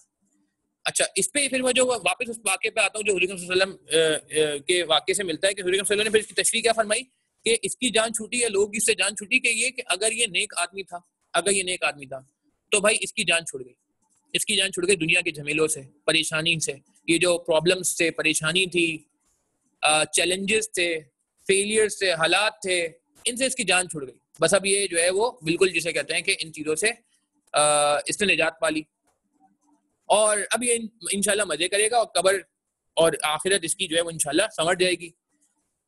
दूसरी तरफ एक और बात की कि लोगों की इससे जान छूटी, इसका क्या मतलब है? थोड़ा खतरनाक था। इसका मतलब ये है कि दूसरी तरह का बंदा होता है, एक होता है नेक आदमी, ठीक है ना, जिसकी तो जान छूट गई दुनिया के प्रॉब्लम से, ठीक है ना, इम्तिहान खत्म हो गया, टेस्ट खत्म हो गया, 3.25 घंटे के टेस्ट में बड़ी बेचैनी होती है ना, बहुत सारे लोग बहुत पानी पीते हैं, बहुत सारे लोग कहते हैं एसी तंग कर रहा है, बहुत सारे लोग कहते हैं इन्विजिलेटर आगे खड़ा हो जाता है तो हमें बुरा लगता है। वो 3.25 घंटे की कैफियत ही अलग होती है ना, पेपर में समझ ही नहीं आता कि यार पता नहीं क्या चल क्या रहा है, पेपर मुश्किल आ जाए तो और बात हो जाती है, फिर हम इधर उधर देखने लगते हैं कि यार ये मुझे ही पेपर मुश्किल लग रहा है, मेरी जिंदगी मुश्किल है या बाकी लोगों की भी मुश्किल है, समझ नहीं आ रहा होता। बाकी लोग ही कभी आपको लग रहा होता है पेपर सॉल्व कर रहे होते हैं तो आपको लगता है यार नहीं यार मेरी जिंदगी खराब हो गई खाली, नहीं, ये अगेन अगेन अगेन ये टेस्टिंग टाइम है। खैर, तो दूसरी तरफ ये बात हुई कि लोगों की से जान छूटी, इससे क्या मुराद है कि अगर वो मिसाल के तौर पे नेक आदमी नहीं था, ठीक है, अगर वो बद पे था, अगर वो हक पे नहीं था, ठीक है, तो इसका मतलब ये है कि लोगों की से जान छूटी। फिर जो उसके शर था, ठीक है, उससे लोग बच गए, उससे लोग बच गए। लोग कहेंगे ठीक है यार चलो अच्छा है जान छूटी, एक बंदा जो है वो क्या कहते हैं शर वाला बंदा कम हो गया। तो अल्लाह ताला हमें जो है वो नेक कारों में शामिल फरमाए, आमीन। ऐसे लोगों में शामिल फरमाए जिनके जनाजे में या जिनकी डेथ पे जो है वो आसमान और ज़मीन अफसोस करे, और हम ऐसे बने कि जो हमारी जान छूटी मतलब पहली कैटेगरी में आ जाए, ना कि उन लोगों में अल्लाह ना करे कि जो जिसके बारे में हदीस में आता है कि लोगों की से जान छूटी। अच्छा, एक और बात ये कि आमीन, एक और बात ये कि ये सूरह पारा नंबर 38 में मेरे ख्याल से सूरह स्वाद में, मैं अगर गलत कोट नहीं कर रहा तो कुरान शरीफ की एक आयत में एक आती है बात के अल्लाह ताला फरमाते हैं कि अंबिया कराम की बहुत क्वालिटीज है, बहुत क्वालिटीज है, प्रॉफिट्स की बहुत क्वालिटीज है, मगर उसमें एक बहुत इंपॉर्टेंट क्वालिटी वो ये है कि उनकी मजलिसों में, उनकी डिस्कशंस में एक बहुत इंपॉर्टेंट एलिमेंट होता है डेथ का, मौत का। मौत को कसरत से जिक्र करते, कसरत से। मैं वापस रिपीट कर रहा हूँ, हमारा मसला ये है कि यार हम मानते हैं कि हमें मरना है, हम लोगों को दफनाने भी जाते हैं, फातिहा खानी भी करते हैं। अभी ईद आ रही है, बहुत सारे लोग कब्रिस्तान भी जाएंगे ईद पे, शब बारात में लोग कब्रिस्तान जाते हैं। इस बार तो चलो कोरोना वायरस की वजह से नहीं जा सके, कोरोना वायरस कब्रिस्तान में भी आ जाता है, अल्लाह माफ करे। खैर, तो कोरोना वायरस तो हर जगह आ रहा है, अल्लाह माफ करे, ठीक है ना। तो वो खैर, तो कहने का मतलब है कि ये हम जाते हैं, हम देखते हैं लोगों की डेथ होती है, हमारे रिश्तेदार जान पहचान वाले, ऑब्वियसली कभी ना कभी कहीं ना कहीं हमें टकराव होता है, मस्जिदों में जाते जनाजा हो रहा होता है, मगर पता नहीं क्यों ये हम डिस्कस नहीं करते, बस हम देखते हैं, थोड़ा सा टेम्पररी सा एक होता है और हम चले जाते हैं, फिर छोड़ देते हैं। नबी सल्लल्लाहु अलैहि वसल्लम फरमाते थे कि भाई अपनी मौत को याद किया करो, कब्रिस्तान जाके याद किया करो, कब्रिस्तान जाके याद किया करो, ठीक है ना। तो कब्रिस्तान हम जाते तो हैं, ठीक है, अपने प्यारों से मिलने बिल्कुल चाहिए, फातिहा खानी करने, मगर उसमें एक बहुत बड़ा इंपॉर्टेंट हमारे लिए लेसन ये होता है कि हम ये सोचें कि यार जिस तरह ये हमारे प्यारे, हमारे रिश्तेदार दुनिया में एक जमाने में हुआ करते थे और बाद में इनको डेथ हो गई और फिर ये अब कब्र में है, तो इस तरह हमारे साथ भी होगा मामला, हमारी भी टाइम खत्म हो जाएगा और फिर ऑब्वियसली हमने कब्र में जाना है। तो हमने काम अच्छे करने हैं। अब मैं बहुत इंपॉर्टेंट सेगमेंट पे आता हूँ, आखिरी सेगमेंट, ये कि एडवांटेजेस क्या हैं, ये इन सारी बातों से फायदा क्या होगा। कि बिल्कुल जी, नबी करीम सल्लल्लाहु अलैहि वसल्लम भी मौत को याद करते थे, बिल्कुल सही कहा शहजाद शरीरी ने, और बिल्कुल दुआ करते थे कि अल्लाह ताला। अच्छा, मैं आपको क्या बताऊं, हजरत यूसुफ अलैहिस्सलाम, अच्छा मैं अब एक दुआ आपके सामने रखूंगा, फिर इन दो बातों पे बात करते हैं। हजरत यूसुफ अलैहिस्सलाम, यार कितने जबरदस्त नबी, और मैंने कहा भी था हजरत यूसुफ अलैहिस्सलाम का किस्सा एक वाहिद कुरान का किस्सा है जो अल्लाह ताला ने बड़े एहतमाम से सुनाया है। नॉर्मली आप कुरान शरीफ का तर्जुमा देखेंगे ना तो आपको कभी हजरत मूसा अलैहिस्सलाम का किस्सा किसी एक पारे में नजर आएगा, फिर किसी दूसरे पारे में नजर आएगा, बाद का किस्सा पहले नजर आएगा, पहले का किस्सा बाद में नजर आएगा, क्योंकि कुरान शरीफ में किस्से कहानियों को ना, मतलब किस्से कहानी की किताब नहीं है ना, वो तो हमारी इबरत के लिए है, हमारी इस्लाह के लिए है। मगर हजरत यूसुफ अलैहिस्सलाम का किस्सा कुरान शरीफ में एक ही साथ है, कंटिन्यूस है, विदाउट एनी ब्रेक है, पूरी सूरत है हजरत यूसुफ अलैहिस्सलाम पे, सूरह यूसुफ। और एहतमाम से अल्लाह ने कुरान में कहा है कि ये कससुल जो है ना वो क्या कहते हैं किस्सा है, बेहतरीन किस्सा है, ठीक है जी। हमारी मस्जिद में 24 जुम्मे लगे थे पूरे होने में तफसीर में। क्या बात है, रेहान कह रहे हैं, रेहान रावलपिंडी से हमारे साथ। रेहान कह रहे हैं जी उनकी रावलपिंडी में जो मस्जिद थी 24 जुम्मे लगे थे पूरे होने में हजरत यूसुफ अलैहिस्सलाम के किस्से। बिल्कुल सही कह रहे हैं, मैं भी सोचा था इस पे एक सेशन रखूं हजरत यूसुफ अलैहिस्सलाम के किस्से पे और हजरत मूसा अलैहिस्सलाम के किस्से पे, और सिमिलरिटी बताऊं, बड़ी हैरत अंगेज सिमिलरिटीज है हजरत यूसुफ अलैहिस्सलाम और हजरत मूसा अलैहिस्सलाम के किस्से में, बड़ी हैरत अंगेज सिमिलरिटीज है। मैंने पढ़ी तो मैं हैरान रह गया, मैंने कहा यार मतलब कितनी परफेक्ट किताब है कुरान मजीद और कितनी परफेक्ट अल्लाह ताला की प्लानिंग है कि मतलब क्या बताए, इतनी बिल्कुल ही मिरर इमेज है। मिरर इमेज समझते ना कि जैसे आप मिरर के सामने होते हैं, बिल्कुल मिरर इमेज है कि वहाँ हजरत, मैं थोड़ी सी बस लिमिटेड बात करूंगा कि हजरत यूसुफ अलैहिस्सलाम के वालिद साहब का जिक्र हुआ तो हजरत मूसा अलैहिस्सलाम की वालिदा का जिक्र हुआ। हजरत यूसुफ अलैहिस्सलाम का को बादशाह के महल में गए, ठीक है, तो वहां पे बादशाह उनके साथ खैरख्वाही कर रहा था। बादशाह की जो बेगम थी वो खैरख्वाही नहीं कर रही थी हजरत यूसुफ अलैहिस्सलाम के साथ। हजरत मूसा अलैहिस्सलाम के साथ उल्टा था कि बीबी आसिया जो थी वो हजरत मूसा अलैहिस्सलाम को बड़ा पसंद करती थी, और जो फिरौन बादशाह था वो बिल्कुल जिसे कहते हैं उनके अगेंस्ट था। तो बड़ी मिरर इमेज मैंने सिमिलरिटीज पढ़ी, तो वो मतलब मैं हैरान रह गया। मैंने कहा यार देखें कितनी अल्लाह ताला ने परफेक्ट जिसे कहते हैं कि किस्से बनाए हुए हैं, और मतलब जैसे परफेक्ट लाइफ बनाई है पैगंबरों की, बिल्कुल मिरर इमेज, बिल्कुल मिरर इमेज, ठीक है जी। खैर ताजवार कह रहे हैं स्टैंडर्ड कॉस्टिंग याद आ गई भाई, स्टैंडर्ड कॉस्टिंग के बारे में अलग से बात करूंगा, वो मैं इंशाल्लाह आप लोगों के गूगल फॉर्म जो आप लोगों ने अपडेट किया ना, मैं वहां से बात करता हूँ। खैर अच्छा, आखिरी की 2 बातें यार, ये मैं बातें क्यों कर रहा हूँ, ये बातें सिर्फ इस वजह से हो रही हैं, एक इंडिविजुअल को क्या फायदा होगा अगर आपको ये यकीन आ जाए कि यार आपने लिमिटेड टाइम में रहना है, तो क्या फायदा होगा? उससे फायदा ये होगा कि पहली बात तो ये कि यार ये जो हमारे यहाँ अनफॉर्चुनेटली एक रेस लगी हुई है, रेस, आई थिंक बहुत सही वर्ड ध्यान में आया मेरे, एक रेस लगी हुई है। किस चीज की रेस है? आगे बढ़ने की रेस है, सबसे टॉप पे जाने की रेस है, बेहतरीन से बेहतरीन जिंदगी गुजारने की रेस है, और आला मुकाम हासिल करने की रेस है।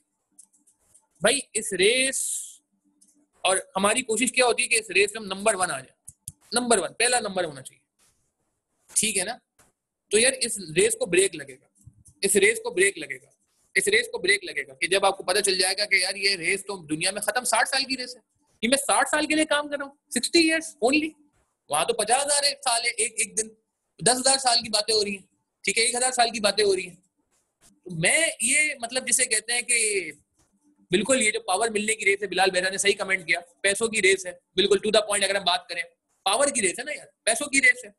पैमाना क्या है कि बस ज्यादा जिसे कहते हैं शोहरत, पावर, पैसे, तो ये रेस को ब्रेक लगेगा। अच्छा इस रेस में बड़ा मसला हो गया है, इस रेस को मसला क्या हो गया है, जब इस रेस में बंदा लग जाता है ना, तो ना वो हलाल देखता है ना हराम देखता है, ना हलाल देखता है ना हराम देखता है। आपको पता है हराम खाने वाले के बारे में एक बहुत बड़ा मसला जो पिछले लेक्चर से मेरा कनेक्टेड, मैंने आपको पिछले लेक्चर में क्या बताया था कि अल्लाह ताला ने वादा किया है यार, वादा किया, मतलब इससे ज्यादा किसी चीज का वादा नहीं कि अल्लाह ताला ने गारंटी दी। मैंने आपको क्या कहता है लास्ट लेक्चर में, किस चीज की गारंटी दी अल्लाह ताला ने आपकी किस चीज की गारंटी दी है कि आपकी दुआ कभी रद्द नहीं होगी, दुआ आपकी हमेशा कबूल होगी। ये बात हुई थी हमारी, ठीक है ना? आपको पता है दुआ कहाँ कबूल नहीं होती? मैं आपको बताता हूँ आज किसकी दुआ कबूल नहीं होती, जो हराम खाता है। सुना है ना आपने, 40 दिन तक उस बंदे की दुआ कबूल नहीं होती जो हराम खाता है। अच्छा अब हराम खाने की जरूरत क्यों पेश आई, किसी को क्या पड़ी है हराम खाने की यार, मतलब क्या जरूरत पड़ी है? कराची में अल्लाह माफ करे, मतलब ठीक है कोरोना वायरस की से लोग जो है वो रहे, मगर आपने नोट किया होगा कि हमारे यहाँ नेक लोग थे, राशन बटा, बहुत सारी चीजें हुई। ये हराम हलाल का मसला कहाँ खत्म हो जाता है? जब रेस में लग जाता है, जब रेस में लग जाता है। वो देखते ना मूवी में, उसको चोरी करनी है, उसको नंबर 1 पे आना है, तो वो कहता है भाई हलाल हराम देखना ही नहीं है। ड्रामों में होता है ना कि भाई वो कहता है कि यार क्या कहते हैं, वो कहता है बस भाई मुझे तो ये अचीव करना है बाय हुक और बाय कुक, इंग्लिश में कहते हैं ना बाय हुक और बाय कुक, कुछ भी करना है ऐसी की तैसी यार। तो ये इंडिविजुअल अगर ये सहन में रख ले कि भाई कोई रेस में नहीं है, 60 साल की जिंदगी है, और एक बात और इसी से मेरे जहन में आ गई कि बिल्कुल ये कि बिल्कुल जरा भी हराम खाएं तो उसका ज्यादा रिस्क हराम हो जाता है। बिल्कुल सही है रेहान कि एक जरा भी अगर आपका हराम हो जाए तो अल्लाह माफ करे, बिल्कुल आपका रिस्क हराम हो जाता है, और 40 दिन तक कहा जाता है जी आपकी दुआएं कबूल नहीं होती। अच्छा एक तो ये बात हो गई। दूसरा फायदा क्या होगा? एक पीस ऑफ माइंड। कैसे? क्यों बंदा बेचैन है आज? आप सोचें ना यार, आप क्यों बेचैन है? आप सोचें आप इसी वजह से बेचैन है ना कि यार जिंदगी में कुछ हो नहीं रहा, जिंदगी रुक गई। अभी रिजल्ट डाल लोगों का, बहुत सारे लोग अभी तक गम में है। कल भी मेरी बात हुई थी कुछ लोगों से, गम में। मैंने यार उनको समझाया, भी पिछला सेशन था इस पे कि यार आजमाइशें आती हैं, 6 महीने बाद आप हो सकता है बोलोगे यार जबरदस्त पास हो गया। मेरे पास पिछले बैच में इतने सारे लड़के ऐसे थे जो अनफॉर्चुनेटली पेपर पास नहीं हुए थे मगर इस बार पास हो गए। तो मैंने उनको कहा यार नहीं यार टेम्पररी है ये सब चीजें, मगर क्या है कि पीस ऑफ माइंड के हम क्या कि दुनिया की जिंदगी को अल्टीमेट समझ लेते हैं तो सुकून नहीं रहता, सुकून नहीं रहता, सुकून नहीं रहता। अच्छा, इसके अलावा एक और बात यार, जब आपको पता है कि मौत आनी है, जब आप ये ध्यान में रख लो कि कब्र है, जब आपको पता होगा कि कब्र में 2 काम होंगे, या तो अच्छा सलूक होगा आपके साथ या बुरा सलूक होगा।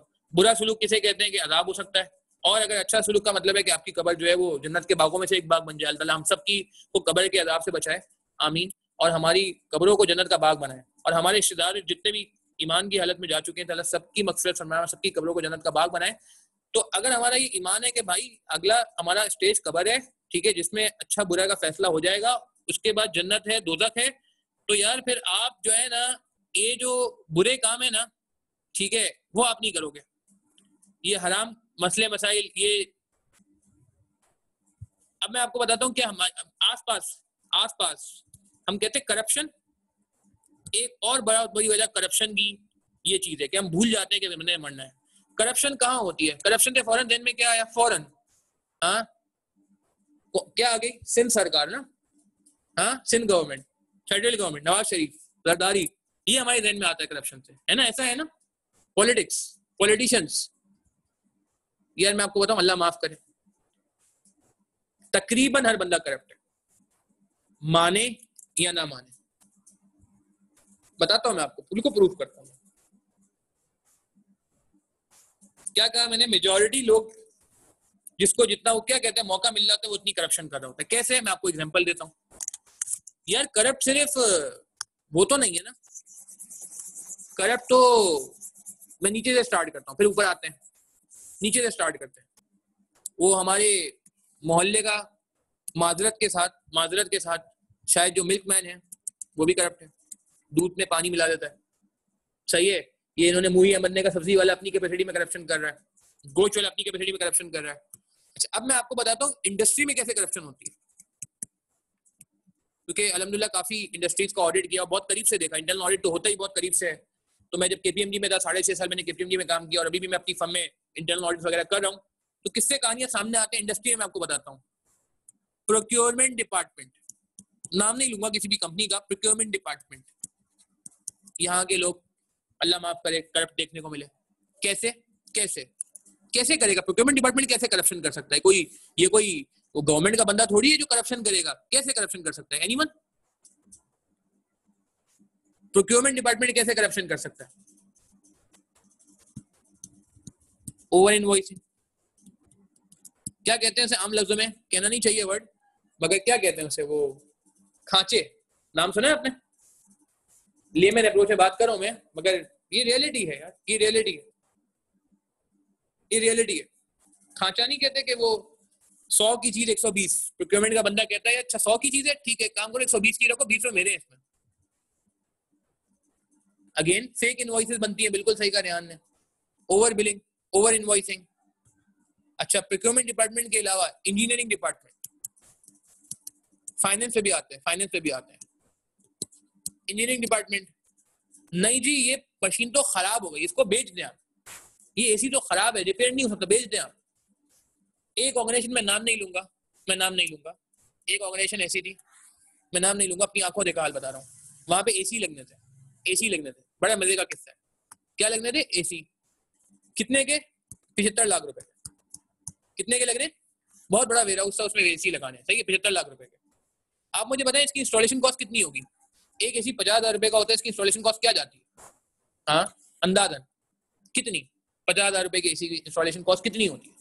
शाहिद शेर अली कह रहे हैं 5,000 रुपए, उमैर कह रहे हैं 5,000 रुपए, अब्दुल्ला कह रहे हैं 1,500 रुपए। अब्दुल्ला 1,500 वाले बंदे से मुझे मिलवा दीजिएगा यार।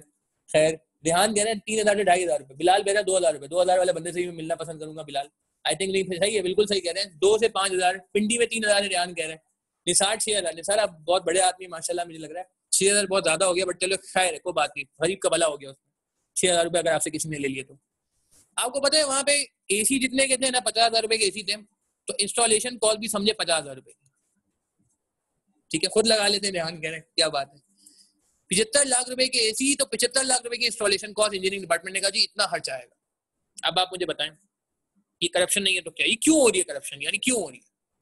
ये सियासतदान नहीं कर रहा, ये रदाई नवाज शरीफ नहीं कर रहा, ये इमरान खान नहीं कर रहा, ये सिंध गवर्नमेंट नहीं कर रही, ये आम आदमी कर रहा है। आम आदमी कर रहा है, हम जैसा बंदा कर रहा है। क्यों कर रहा है? उसको यकीन ही नहीं है शायद मौत का, उसको लगता है बस दुनिया की जिंदगी बेस्ट है, ये बेहतरीन करनी है। आखिरत का अगर यकीन होता तो यार ये क्यों करता कि 75 लाख की एसी में 75 लाख रुपए की इंस्टॉलेशन कॉस्ट इतना लंबा, मतलब यार आप खुद सोचो, आप लोगों ने जो मुझे इंस्टेंसेस बताया 10% ऑफ द कॉस्ट में भी। अच्छा, उसके अलावा हम आते हैं और कहाँ पे करप्शन हम देख रहे होते हैं, फाइनेंस में भी कभी करप्शन नजर आ रही होती है कि हमारे यहाँ तो खैर अब अल्लाह का शुक्र है बहुत पढ़े लिखे लोग ऊपर आ रहे हैं, चार्टर्ड अकाउंटेंट आ रहे हैं, चार्टर्ड अकाउंटेंट बड़े वैसे ही बेचारे नेक होते हैं, काफी नेक हो जाते हैं, दुख खाने के बाद काफी जिसे कहते हैं कि क्या कहते हैं वो पेपरों के सताए हुए वैसे ही थोड़े से वो सूफियाना तबीयत के मालिक बन जाते हैं, क्या बेचारे किसी का भला करेंगे, किसी का वो करेंगे, बुरा करेंगे। मगर फाइनेंस डिपार्टमेंट में कुछ देखने को मिलता है कि जी वो क्या किया जी हमारे यहाँ, डिले टैक्टिक्स, पेमेंट बस सर आज आपकी पेमेंट हो गई, आप टेंशन ना लें, आपको चेक आज कोरियर हो जाएगा।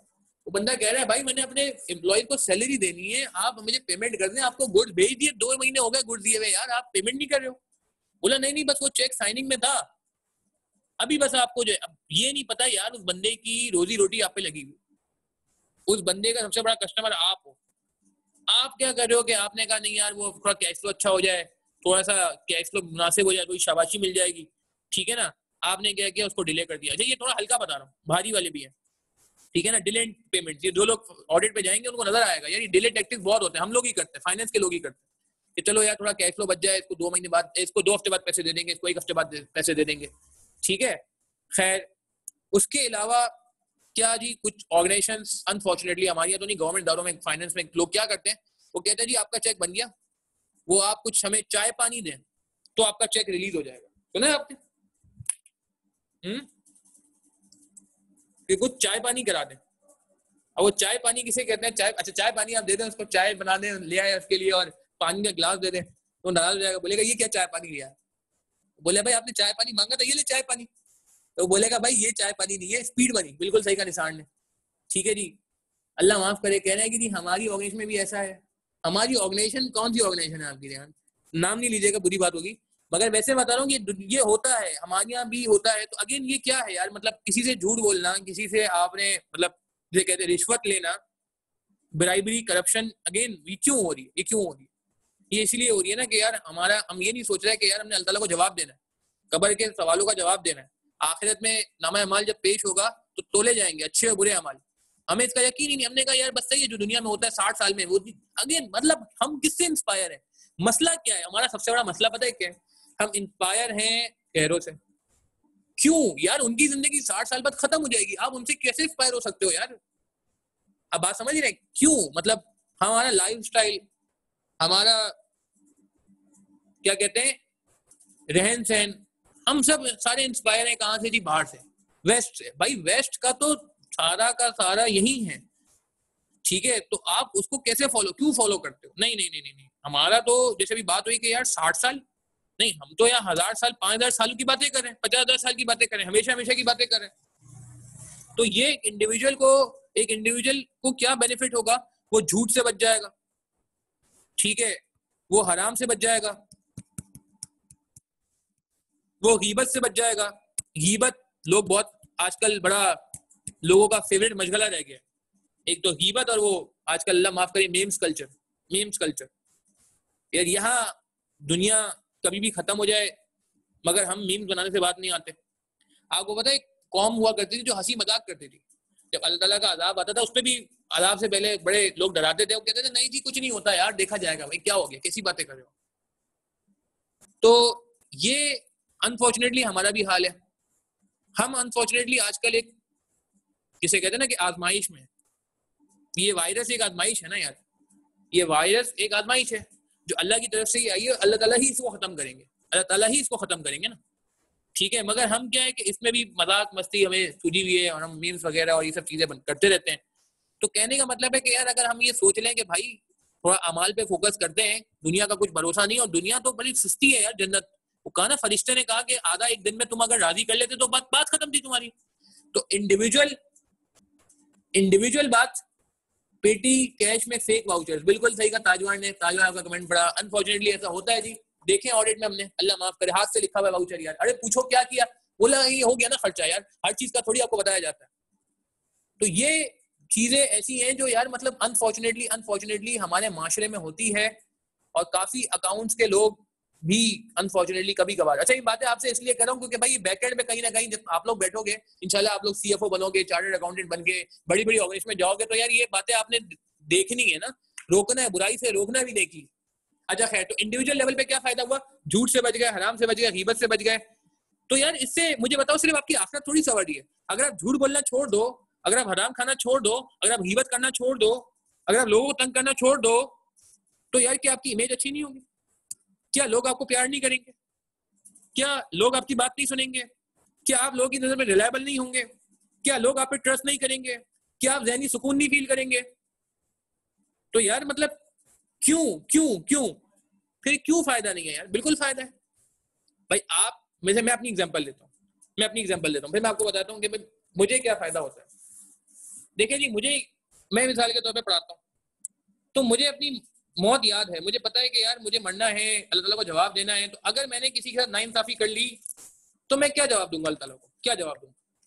मैं कब्र में सवाल जवाब मुझे होंगे तो क्या जवाब दूंगा कि मैंने क्या, कैसे टाइम गुजारा, मैंने क्या किया उस टाइम में, मैंने उस टाइम में क्या, मतलब जिसे कहते हैं कि, तो अगर मिसाल के तौर पे मैंने टाइम ऐसे टाइम चीज पे गुजारा कि हाँ यार वाकई कुछ लोगों का भला हो गया, नाइंसाफी नहीं की, ठीक है, तो इससे एक तो ये कि दिल का सुकून कि हाँ यार ठीक है, कोई गिल्ट नहीं है, ज़मीर मलामत नहीं करेगा।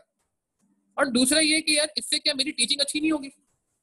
अगर मैंने ये सोच लिया कि यार अगर मैंने किसी की हक तलफी की, अगर मैंने एक हक अदा नहीं किया, अगर मैंने कोई चीज गलत कर दी, नाइंसाफी कर दी, तो मैं क्या जवाब दूंगा? अगर ये सोच आ जाए ना, तो मैं जाहिर सी बात है कभी नाइंसाफी नहीं करूंगा, कोशिश करूंगा कि यार मैक्सिमम इंसाफ करूं। तो क्या उससे मेरी टीचिंग अच्छी नहीं होगी? क्या मुझे इंडिविजुअल फायदा नहीं होगा? बिल्कुल होगा। आप ये सोच लें कि नहीं यार मैंने अपनी जॉब ईमानदारी से करनी है। मैं बड़े इंपॉर्टेंट पॉइंट पे आ रहा हूँ, क्योंकि मेजॉरिटी लोग आईकैप से पास होने के बाद ना जॉब पे जाते हैं। मैंने भी जॉब की है, आप में से कुछ लोग जॉब कर भी रहे होंगे शायद साथ में। जॉब में एक बहुत बड़ा मसला है क्या, कि हमारा टाइम पेड होता है। पेड समझते हैं? पेड है ना? पेड का मतलब क्या है कि उसके पैसे हैं, और बहुत सारे लोग पे तकाजा भी करते हैं कि हम लेट शीटिंग करते हैं तो हमें ओवर टाइम दें। वो अलग बात है, हमारी लेट शीटिंग पे ओवर टाइम नहीं होता, अनफॉर्चुनेटली एक नेगेटिव पार्ट है। ये पेड टाइम है हमारा, ठीक है। कुछ लोगों का पर आवर रेट भी होता है, कुछ लोगों की फिक्स सैलरी होती है। अब उस टाइम के अंदर आपको ये देखना है कि क्या आप उस टाइम को बिल्कुल सही यूटिलाइज कर रहे हैं, जिस हिसाब से यूटिलाइज करने की जरूरत है। सिर्फ सोचना है, मैं ये नहीं कह रहा कि आप नहीं करते, देखें आप करते हैं, बिल्कुल करते हैं, बहुत अच्छे हैं, मगर सिर्फ सोचना है कि यार अगर मैं ये टाइम सही यूटिलाइज नहीं कर रहा तो मैं जवाब दे हूँ, मुझे इस पे जवाब देना पड़ेगा अल्लाह ताला को कि मैंने पैसे पूरे लिए थे, काम पूरा करके दिया नहीं किया, काम पूरा करके दिया नहीं दिया। तो अगर मैं ये सोच लूँ कि यार नहीं मुझे इस बात का भी जवाब देना है कि जो मुझे पैसे मिले थे मैंने वो उस हिसाब से पूरा सर्व किया नहीं किया, तो मैं काम कैसा करूंगा? मुझे बताए ना यार, क्या मैं काम खराब करूंगा? नहीं, मैं काम अच्छा करूंगा। क्या बॉस से शाबाशी मिलेगी? बिल्कुल मिलेगी। मैनेजमेंट से शाबाशी मिलेगी? बिल्कुल मिलेगी। आप देखें, आपने क्या सोचा? आपने सिर्फ सोचा कि नहीं यार मुझे ये जवाब देना है कि मैंने अपने एम्प्लॉयर के साथ इंसाफ किया नहीं किया, और आपने बस इस सोच से काम शुरू कर दिया, तो ऑटोमेटिकली आपकी इंडिविजुअल परफॉर्मेंस भी दुनिया में क्या हो जाएगी? इम्प्रूव है नहीं है? मुझे बताएं। तो ये कुछ बातें हैं जो मैं समझता हूं कि यार अगर हम ज़हन में सिर्फ ये सबक पक्का कर लेना कि यार हमने जवाब देना है, हमने कब्र में जवाब देना है, हमने हशर में जवाब देना है, तो यार ये तो मसले हल हो गए। ये जो अगर हर बंदा ये सोच ले, अच्छा सोसाइटी को क्या फायदा होगा? बिल्कुल बस लास्ट मोमेंट्स हैं, 5-7 मिनट में मैं एंड करूंगा सेशन को। सोसाइटी को क्या फायदा होगा इससे? अगर माशरे से करप्शन खत्म हो जाए, हर बंदे को अपनी आखिरत याद हो, जैसे सहाबा कराम को याद होती थी, जैसे सहाबा कराम की मजालिस में डिस्कस होता था, जैसे अंबिया कराम बात करते थे, अगर हमारे माशरे से झूठ खत्म हो जाए, झूठ, आपको पता है ना, झूठ, गीबत, गीबत तो इतनी बुरी चीज है कि क्या कहते हैं कि वो अपने मरे भाई का गोश्त खाने, इतना मतलब जिसे कहते हैं कि अल्लाह ताला के नापसंदीदा है, सही है ना। गीबत तो मतलब जिसे कहते हैं कि, और अच्छा एक और मसला भी है हमारे यहाँ, हम एक और चीज नहीं समझते कि हम अपने हर फेल के जवाबदेह हैं। हमारे दो तरह के फेल होते हैं, हमारे दो तरह के गुनाह होते हैं। एक थोड़ी सी रिलेटेड बात आ रही है तो मैंने कहा आपसे डिस्कस कर लूं। हमारे दो तरह के गुनाह होते हैं, एक होते हैं हुकूकुल्लाह से रिलेटेड, ठीक है ना, और हम बड़ा सुनते भी हैं और इसमें कोई शक भी नहीं है कि अल्लाह बहुत गफूर रहीम है, माफ करने वाला है, बिल्कुल इसमें कोई दो राय नहीं है। अल्लाह ताला बहुत गफूर रहीम है, बिल्कुल माफ करने वाले, जितने भी गुनाह हो अल्लाह ताला की जो है वो बिल्कुल जिसे कहते हैं कि इसमें कुदरत है, अल्लाह ताला बिल्कुल जिसे कहते हैं बहुत गफूर रहीम है, माफ करने वाले, इसमें कोई दो राय नहीं, कोई शक नहीं। हमें अच्छी उम्मीद रखनी चाहिए और ये हमारी कौम पे। अच्छा एक और बात बड़ी जबरदस्त है, मतलब बातों से बात निकल रही है, आपको पता है हमारी जो उम्मत है, की उम्मत है, ये जो हम मुसलमान हैं, हम पे एक बहुत सारे फदाइल, बहुत सारे करम है, मतलब ऐसा है कि बहुत सारी चीजें ऐसी हैं जो हमारी रिलैक्सेशन है, जो मैं बहुत अच्छा वर्ड यूज करूँ, एग्जेम्पशन है। जैसे मैं आपको एग्जांपल देता हूँ, पहले जमाने में क्या होता था, पहले जमाने में अगर कोई गुनाह हो जाता था ना, ठीक है, तो उसकी माफी के लिए आपको कफारा अदा करना पड़ता था, सही है, कफारा अदा करना पड़ता था, बिल्कुल सही का मालूम है कि हुकूकुल इबाद पे एक अलग सेशन मुझे करना पड़ेगा। एक बस छोटी सी बात आई कि वो कफारा अदा करना पड़ता, जैसे मिसाल के तौर पे किसी का कपड़ा थोड़ा सा नापाक हो जाए, ठीक है, तो आज हमारे दौर में क्या है, धो लेते हैं हम, पानी से साफ हो जाता है। पहले बनी इसराइल के जमाने में ये नहीं था। पहले क्या था पता है आपको, अगर कोई कपड़ा मिसाल के तौर पे नापाक हो जाता था तो आपको वो कपड़ा क्या करना पड़ता था, काटना पड़ता था। छोटी सी मिसालें वैसे और बड़ी मिसालें भी हैं, काटना पड़ता था पूरा कपड़ा जो था ना, वो जिस जगह आपकी मिसाल के तौर पर खराब हो गई वो काटना पड़ता था। आज के दौर में ऐसा नहीं है, बोला भाई चलें जी आप पानी से साफ कर लें सब सही। अच्छा इसी तरह पहले एक दफाने में बनी इसराइल ने एक जिसे कहते हैं अल्लाह ताला की नाफरमानी की, तो अल्लाह ताला ने उनको क्या हुक्म दिया कि भाई अब ये नाफरमानी हो गई है तुमसे, ठीक है, एक उस पर बहुत पूरा एक वाकया, हज़रत मूसा अलैहिस्सलाम की कौम ने क्या नाफरमानी की थी उस पर एक वाकया है। अल्लाह ताला ने कहा कि जी आप बिल्कुल ठीक है हज़रत मूसा अलैहिस्सलाम की कौम में से, मगर अब आपको माफी मिलेगी एक सूरत में कि आपको एक दूसरे को कत्ल करना पड़ेगा। सुना है किसी ने यह वाकया कुरान शरीफ में कि एक दूसरे को कत्ल करना पड़ेगा। ये जब वो सामरी की बातों में आ गए थे, उन्होंने वो एक आई थिंक गाय की मूर्ति बना ली थी, नहीं सुना आप लोगों ने वाकया। चले इस पे मैं हज़रत मूसा और हज़रत यूसुफ अलैहिस्सलाम के किस्से पे मैं सोच रहा हूँ कि एक सेशन कर दूं कि एक दफा बस ये हुआ था कि उनकी कौम ने एक मूर्ति बना दी थी गाय की और उसकी पूजा करनी शुरू कर दी थी। तो फिर अल्लाह ताला ने जब उनको जब हज़रत मूसा अलैहिस्सलाम आए वापस, हज़रत मूसा अलैहिस्सलाम कहीं चले गए थे, अल्लाह ताला के हुक्म से जब वापस आए उन्होंने रोका, फिर उनकी कौम ने तौबा की तो अल्लाह ताला ने उनकी तौबा नहीं कबूल की। उन्होंने बोला तौबा कबूल होगी मगर पहले आपको एक दूसरे को कत्ल करना पड़ेगा। बहुत सारे लोगों ने बहुत सारे लोगों को कत्ल किया आपस में। फिर एक स्पेसिफिक जब नंबर हो गया पूरा तो फिर अल्लाह ताला ने कहा नहीं जी अब तुम्हारी तौबा कबूल हो गई। तो बिल्कुल मैं बिल्कुल कहाँ गए हैं जी, हारा में गए थे। मैं बिल्कुल इस पे वो क्या कहते हैं सेशन करता हूँ। तो मैं कहने का मतलब है कि हमारे यहाँ क्या हमें इतनी बड़ी फैसिलिटी मिली हुई है, रिलैक्सेशन मिली हुई है कि आपने सिर्फ तौबा करनी है, अल्लाह ताला से गड़गड़ा के दुआ मांगनी है, तौबा करनी है, अल्लाह ताला बिल्कुल आपकी दुआ भी कबूल करेंगे और आपकी तौबा भी कबूल करेंगे। तो खैर अच्छा मैं वापस इस पे आता हूँ कि एडवांटेजेस टू सोसाइटी क्या है। लास्ट 5 7 मिनट्स में इसको वाइंड अप करते हैं कि हमें सोसाइटी को क्या, अगर हमें ये याद आ रहा है कि यार हमने मरना है, पुलिस वाले को याद रहे कि यार उसने मरना है, पुलिस वाले को याद रहे कि यार मतलब जिसे कहते हैं मुझे मौत आनी है और कभी भी मौत आ सकती है, पुलिस वालों का तो काम भी ऐसा होता है, ठीक है, मुझे पता चल जाए, हमें आपको एक डॉक्टर को, ठीक है, एक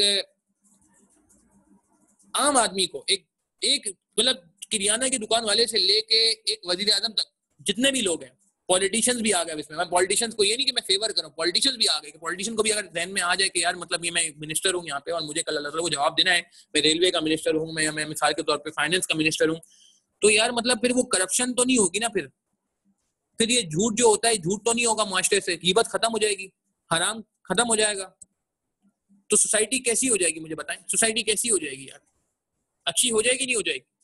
तो कलेक्टिवली ये हमने एक अपना सबक पक्का करना है और अगर आपने ये सबक पक्का कर लिया तो भाई फिर तो मसला ही, फिर आजमाइश भी आ गई तो आप कहेंगे यार कोई बात नहीं, टेंशन की बात ही नहीं है। जब क़यामत का दिन 1000 साल बड़ा है, ठीक है, 50,000 साल की बातें हो रही हैं, तो यार मतलब अगर 60 साल की जिंदगी में कुछ आजमाइश आ जाती है तो क्या बुरा है।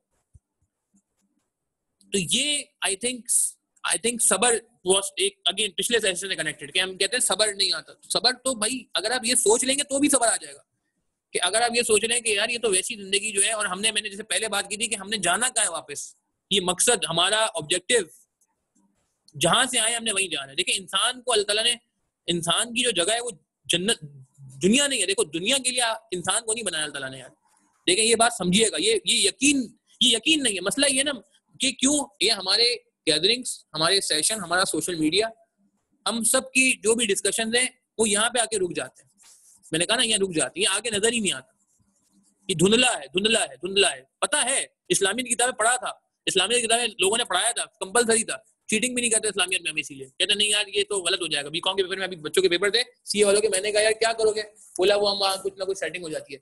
तो मैंने कहा अच्छा चलो ठीक है, फिर किस बात की छुट्टी मांग रहे हो मुझसे, बोला सर वो कल इस्लामियत का पेपर है इसलिए छुट्टी दे दें, क्योंकि इस्लामियत में हम चीटिंग नहीं करते, इस्लामियत में हम चीटिंग नहीं करते, तो इस्लामियत का पढ़ना है तो इसलिए आप हमें छुट्टी दे दें, वो कॉस्टिंग की क्लास ना रखें, वो तैयारी करनी है ताकि वो परसों जो पेपर है, जो हमारा पेपर है वो अच्छा हो जाए, तो इनको जब हम 5 ईयर याद कर लें। मैंने कहा यार अजीब, मतलब कि अल्लाह ताला के अब इस्लामियत के पेपर में ही देखते हैं, बाकी पेपरों में अल्लाह ताला नहीं देखते आपको।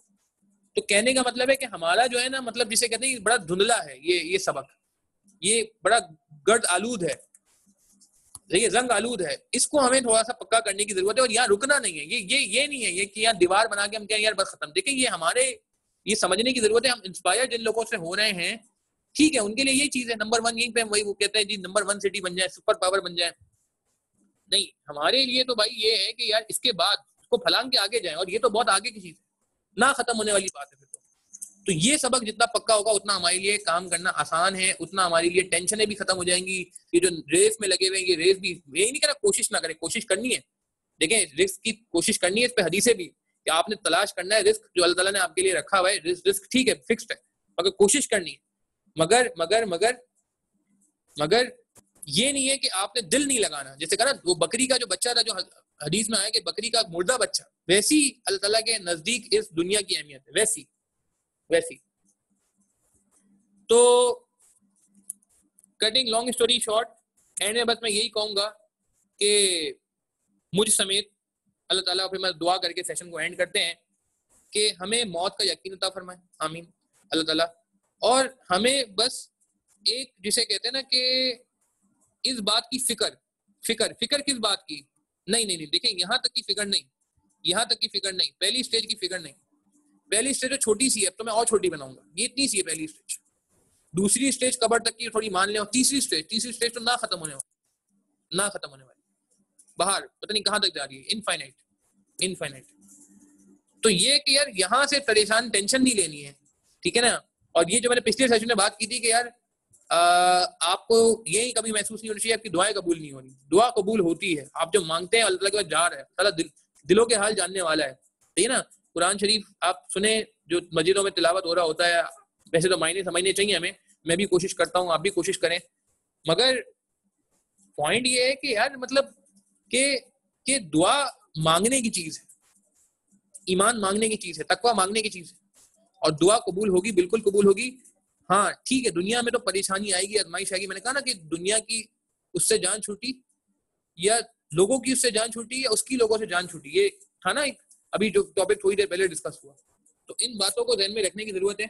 उमैर अहमद ने कमेंट किया है, हेवन एक विजन है, विजन दूर का होता है इसलिए हम सब ढीले हो जाते हैं। बिल्कुल सही कहा उमैर अहमद ने कि जो चीज नजर नहीं आती ना सामने, तो उस पर थोड़ा मुश्किल होता है, ठीक है। मगर देखें डेथ से इसलिए स्टार्ट किया कि डेथ तो नजर आने वाली चीज है, इसमें तो पूरी दुनिया का क्या कहते हैं यूनानिमस एग्रीमेंट है कि आप चाहे डिफरेंट मजहब को मानने वाले हों, कुछ भी आप स्कूल ऑफ थॉट रखते हो, आप इस बात से तो डिनाई करते ही नहीं सकते कि डेथ आई। हाँ वो अलग बात है कि डेथ के बाद के मनाइल हमारे लिए, हमारे डिफरेंट बिलीफ है कि जी हम कहते हैं डेथ के बाद तो असल जिंदगी शुरू होगी, ठीक है। तो ये आई थिंक जैसे कहते हैं कि यार एक जैसे वो सोच कि आज 23rd नाइट भी है और लैलतुल कदर भी हो सकती है, ये जो 21, 23, 25, 27, 29, 5 महीने को ये रात है, लैलतुल कदर के बारे में कहा जाता है कि 1000 महीनों की इबादत से बेहतर है, 1000 महीनों की इबादत से बेहतर है। तो बस ये अल्लाह ताला से दुआ है। और के अच्छा ये एक बिलाल, इस पे यार लास्ट टाइम बड़ा बेहतरीन सेशन हुआ, मैं रिकॉल कर लेता हूँ, कुछ लोग शायद ऐसे हमारे साथ ऐसे हैं जो पिछले सेशन में नहीं थे। बिलाल का सवाल आया, मैं सबसे शेयर करूंगा, इसका जवाब आप मुझे कमेंट में दे भी सकते हो। बाकी लोग इस फीलिंग से ओवरकम कैसे करें कि जब ख्याल आता है कि दुआ क्यों कबूल नहीं होती। एक स्मॉल सजेशन क्या बात हुई थी इस पे लास्ट सेशन में? बड़ी बेहतरीन बात हुई थी कि दुआ से रिलेटेड क्या था, कबूलियत के 3 स्टेजेस थे ना, 3 वो थे। मैं क्विकली करूंगा, आप उसमें यूट्यूब में मेरे लेक्चर का आखिरी पार्ट देखना, बड़ा बेहतरीन था कि अच्छा मेरा अपना एक्सपीरियंस रह गया था, मैं बिल्कुल अपना एक्सपीरियंस शेयर कर लेता हूँ, और आप लकी हैं इस पे ही बात रह गई थी, मैं वो भी कर लेता हूँ। तो इस पे फिलहाल मैं ये कहूंगा कि यार कबूल होने के ना तीन सूरतें हैं। पहली सूरत ये है कि जो आपने मांगा मिल गया, आपने कहा यार आज तो, जिसे कहते हैं ना कि यार मुझे मिसाल के तौर पे ऐसी मजाक में कह रहा हूँ कि आपने कहा यार आज तो मुझे पिज्जा खाना है, अल्लाह से दुआ की अल्लाह पिज्जा खिलाओ, तो आपको पिज्जा मिल गया, ठीक है।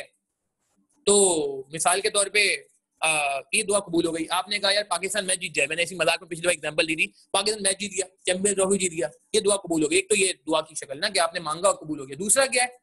दूसरा क्या है कि आपने दुआ मांगी, कबूल नहीं हुई, मगर वो क्या हुई कि दुआ कबूल नहीं हुई, मगर वो आपकी किसी परेशानी को टाल देती है, किसी बीमारी से आप बच जाते हैं, किसी आफत से आप बच जाते हैं, किसी हौलनाकी से आप बच जाते हैं, किसी हादसे से आप बच जाते हैं, या आपके घर वाले। ये भी सूरत होती है कि आपकी दुआ तो कबूल नहीं हुई, मगर क्या हुआ कि आपकी दुआ ने आपको बचा लिया, कहते हैं नेकी काम आ गई। तीसरी क्या है, मैं थोड़ा फास्ट फॉरवर्ड चल रहा हूँ क्योंकि इस पर लास्ट टाइम बड़ी डिटेल बात हुई, कि तीसरी ये कि ना वो दुआ कबूल हुई, ना वो जिंदगी में काम आई, तीसरा ये होता है कि याद कि वो आखिरत के लिए स्टोर कर ली जाती है, रिजर्व कर ली जाती है, जखीरा कर ली जाती है।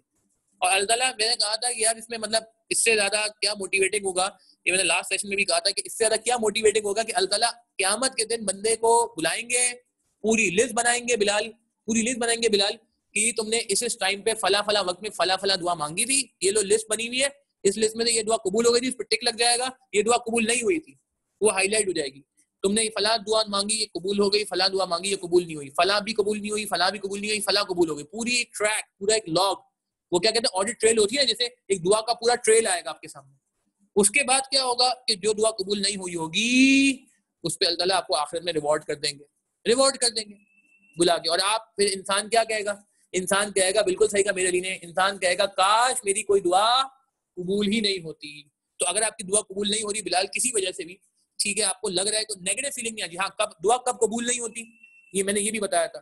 अल्लाह ताला जब नाराज हो जाते हैं, जब आप अपनी जबान से ये कहते हो कि मेरी तो दुआ कबूल ही नहीं होती, जब आप किसी से ये डिस्कस करते हो तो मेरी दुआ कबूल ही नहीं होती, तो अल्लाह ताला क्या कहते हैं, अल्लाह ताला कहते हैं अच्छा तुम मुझे बदनाम कर रहे हो, नऊजुबिल्लाह, ये कह रहे हो कि मैं दुआ कबूल नहीं करता, ठीक है जी अब तो मैं दुआ नहीं कबूल करता।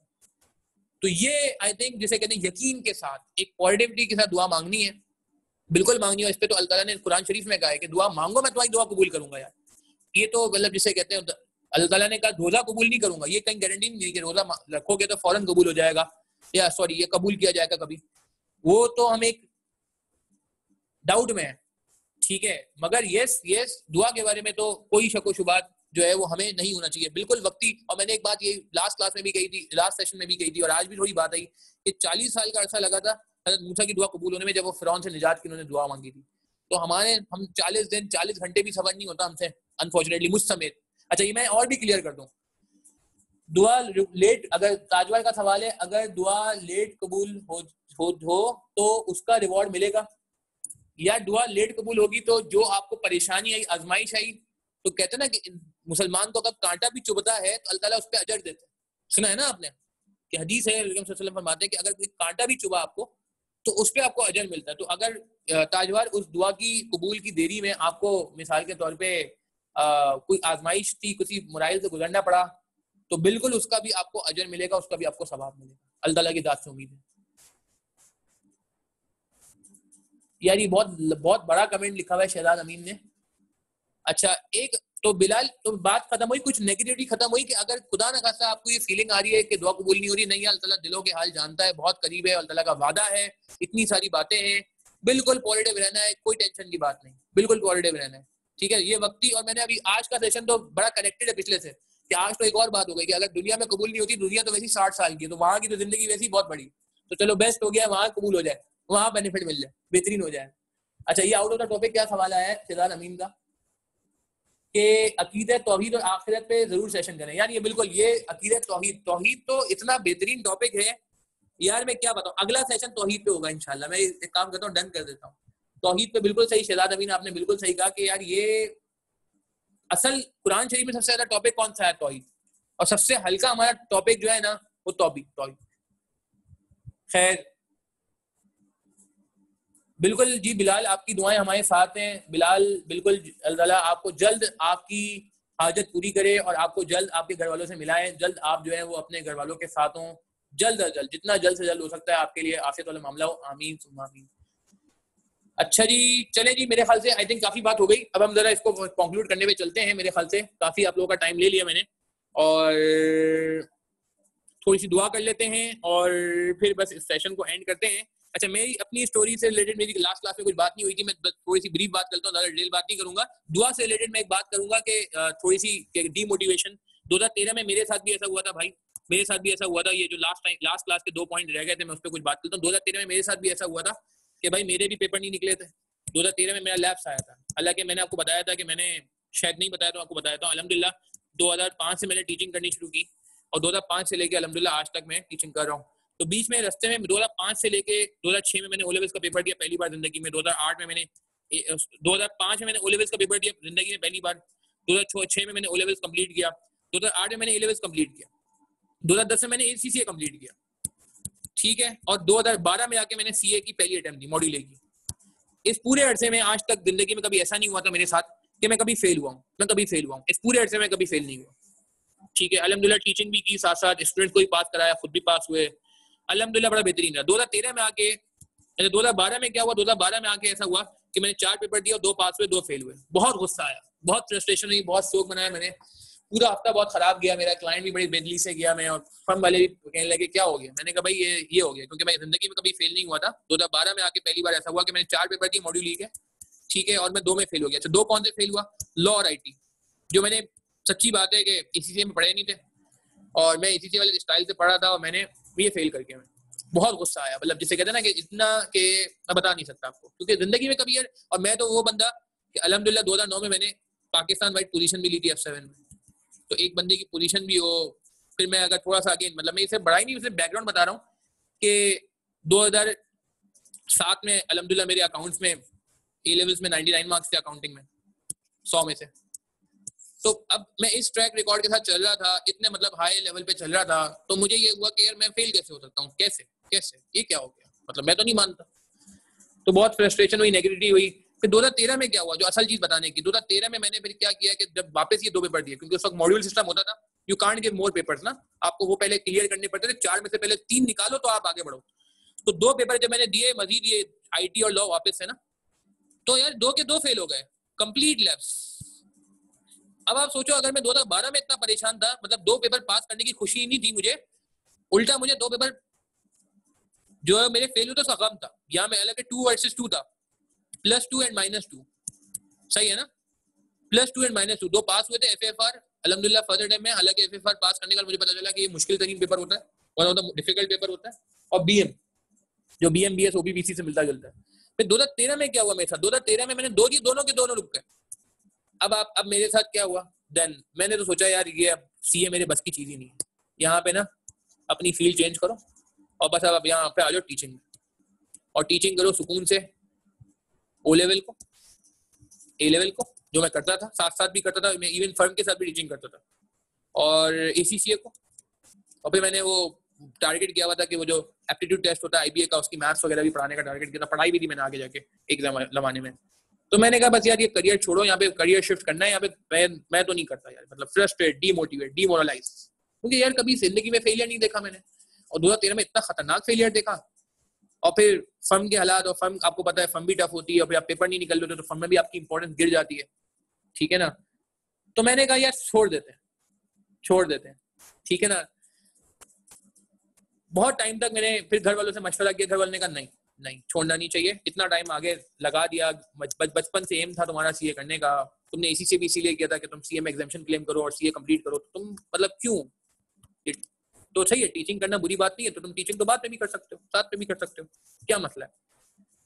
तो देन आई, यहाँ पे मैंने जाके थोड़ा सब्र किया, थोड़ा सा दुआ की अल्लाह ताला से, बहुत ज्यादा जिसे कहते हैं कि हिम्मत करने की कोशिश की, और फिर मैंने उस हिम्मत, अच्छा मैंने पेपर भी चेक कराने दे दिया लॉ का, मैंने कहा शायद कुछ फायदा हो जाए, लॉ का पेपर चेक कराने दिया, रीचेक कराने दिया आईकैप को, तो भी पास नहीं हुआ। मैंने कहा अब तो खत्म, बस अब तो एंड हो गया, नहीं। फिर उसके बाद मैंने विंटर 13 की अटेम्प्ट दी, एक बहुत पॉजिटिव उम्मीद के साथ और बहुत अच्छी तैयारी करने के साथ, बहुत मोटिवेशन के साथ, बहुत लोगों ने डिस्कस करने के बाद, घर वालों ने सपोर्ट किया, दोस्तों ने सपोर्ट किया, सीनियर ने सपोर्ट किया, देन अल्हम्दुलिल्लाह विंटर 13 में मेरे 2 पेपर पास हो गए। तो मैं 2013 में भी a turning point of my life. और अगर मैं 2013 में नहीं करता तो मैं सीए भी कंप्लीट नहीं होता, मैं सीए पढ़ाता भी नहीं। और असल जो मेरा टीचिंग करियर शुरू हुआ था असल में, वैसे तो 2005 से पढ़ा रहा था, और अल्हम्दुलिल्लाह 2005 से छोटा A levels, O levels, A levels मोहल्ले के लोगों को इस तरह करता है। मगर असल जो मेरा टीचिंग का करियर शुरू हुआ वो शुरू हुआ 2014 में, जब मैंने मैनेजमेंट अकाउंटिंग सीए फाइनल का पढ़ाना शुरू किया। तो मैं ये कहना चाह रहा हूँ कि 2013 वाज द टर्निंग पॉइंट। तो सबर थोड़ा सा वहां पे मैं समझता हूँ कि मैंने कर लिया तो जिसका मुझे फायदा हुआ, जिसका मुझे फायदा हुआ। तो मतलब सिर्फ एक अपनी स्टोरी इसलिए कि यार बहुत डीमोटिवेशन थी, नेगेटिविटी थी, मगर अल्लाह का शुक्र है अल्हम्दुलिल्लाह कुछ टाइम जो है वो नेगेटिविटी रही, मगर एक पॉजिटिव तरीके से बड़ी मुश्किलों से आगे बढ़े। हालांकि कभी मैंने नहीं सोचा था कि सीए छोड़ दूंगा। 2 साल मुझे फंग में भी हो गए थे ऑलमोस्ट, तकरीबन 1.5 साल 2 साल इनफैक्ट 2 साल, 1.5 साल बाद तो अटेम्प्ट थी पहली। और फिर 2019 में भी मैं इसी तरह अगेन 2019 वाला इतना वो वाला किस्सा नहीं है। 2019 में भी ऐसा था कि जब मैंने फर्म शुरू की थी 2018 में, तो मैं बहुत ज्यादा बेस्ड था एक क्लाइंट पे, बहुत ज्यादा बेस्ड था एक क्लाइंट पे, क्योंकि जाहिर सी फर्म शुरू की थी तो आपको पता है इतनी आसानी से क्लाइंट नहीं मिलते। तो एक बड़ा इंपॉर्टेंट मेरा मेजर क्लाइंट था। तो 2019 में जाके वो क्लाइंट क्लोज हो गया, क्योंकि वो इंपोर्ट करता था बहुत सारी चीजें। और जब पीटीआई की गवर्नमेंट आई थी 2018 में, तो आपको पता है कि बहुत सारी चीजों पे इंपोर्ट ड्यूटी लग गई थी, डॉलर बहुत महंगा हो गया था, तो वो बिजनेस सिग्निफिकेंट लॉसेस में चला गया, सिग्निफिकेंट लॉसेस में चला गया बिकॉज ऑफ ड्यूटी। तो मैंने उनको मशवरा दिया, मैंने कहा यार फिर मुझे लग नहीं रहा कि आपका बिजनेस चलना चाहिए, आप बंद कर दो, बंद कर दो। हालांकि मेरी फर्म का मेजर क्लाइंट था और बहुत अच्छा खासा रेवेन्यू मैं यहाँ से जनरेट करता था। तो बट 2019 में ये बड़ा मुश्किल डिसीजन था, मगर मैंने कहा नहीं यार, मैंने ही उनको बोला, मैंने कहा नहीं आपकी फीजिबिलिटी सही नहीं बन रही, यू कैन जिसे कहते हैं क्विट। उस वक्त डॉलर चला था 135 पे, ये मैंने उनको फीजिबिलिटी बना के दी। और बाद में आपको पता है डॉलर पे 155 160, अब तो खैर 165 की बातें हुई। तो मुझे बड़ा हुआ कि यार मैं क्या बातें कर रहा हूँ, मैं अपनी फर्म का मेजर क्लाइंट बंद करने को कह रहा हूँ। मतलब मैं खुद कह रहा हूँ अपने हाथों से कि यार ये आप बंद कर दें, ये क्लाइंट ये मतलब जैसे कहते हैं बिजनेस लॉस में जा रहा है, और ये लॉस बढ़ जाएगा। आपका अभी 1 करोड़ का लॉस हुआ, ये आपका 2 करोड़ का लॉस हो जाएगा, 2 करोड़ का लॉस हो जाएगा। एक कंटेनर आपका आया, ये जितने कंटेनर आ रहे हैं सब आपके लॉस में चले जाएंगे। मार्केट में गुंजाइश नहीं है, जान नहीं है, आपका प्रोडक्ट महंगा हो रहा है, कॉम्पिटिटर इससे 20% कम में बेच रहा है, आप बंद कर दो। तो देन 2019 में डिफिकल्ट डिसीजन था, बट अल्हम्दुलिल्लाह जैसे ही ये कहते हैं आई थिंक मेरा ये क्लाइंट गया, तो मुझे उसके बाद अल्लाह ताला ने कुछ टाइम 1-2 महीने फर्म को काफी मुश्किल हालात रहे, मगर अल्लाह का शुक्र है उसके बाद फिर मुझे काफी डिफरेंट क्लाइंट्स मिले, और वो जो मेरा लॉस था 2 महीने का वो रिकवर हो गया।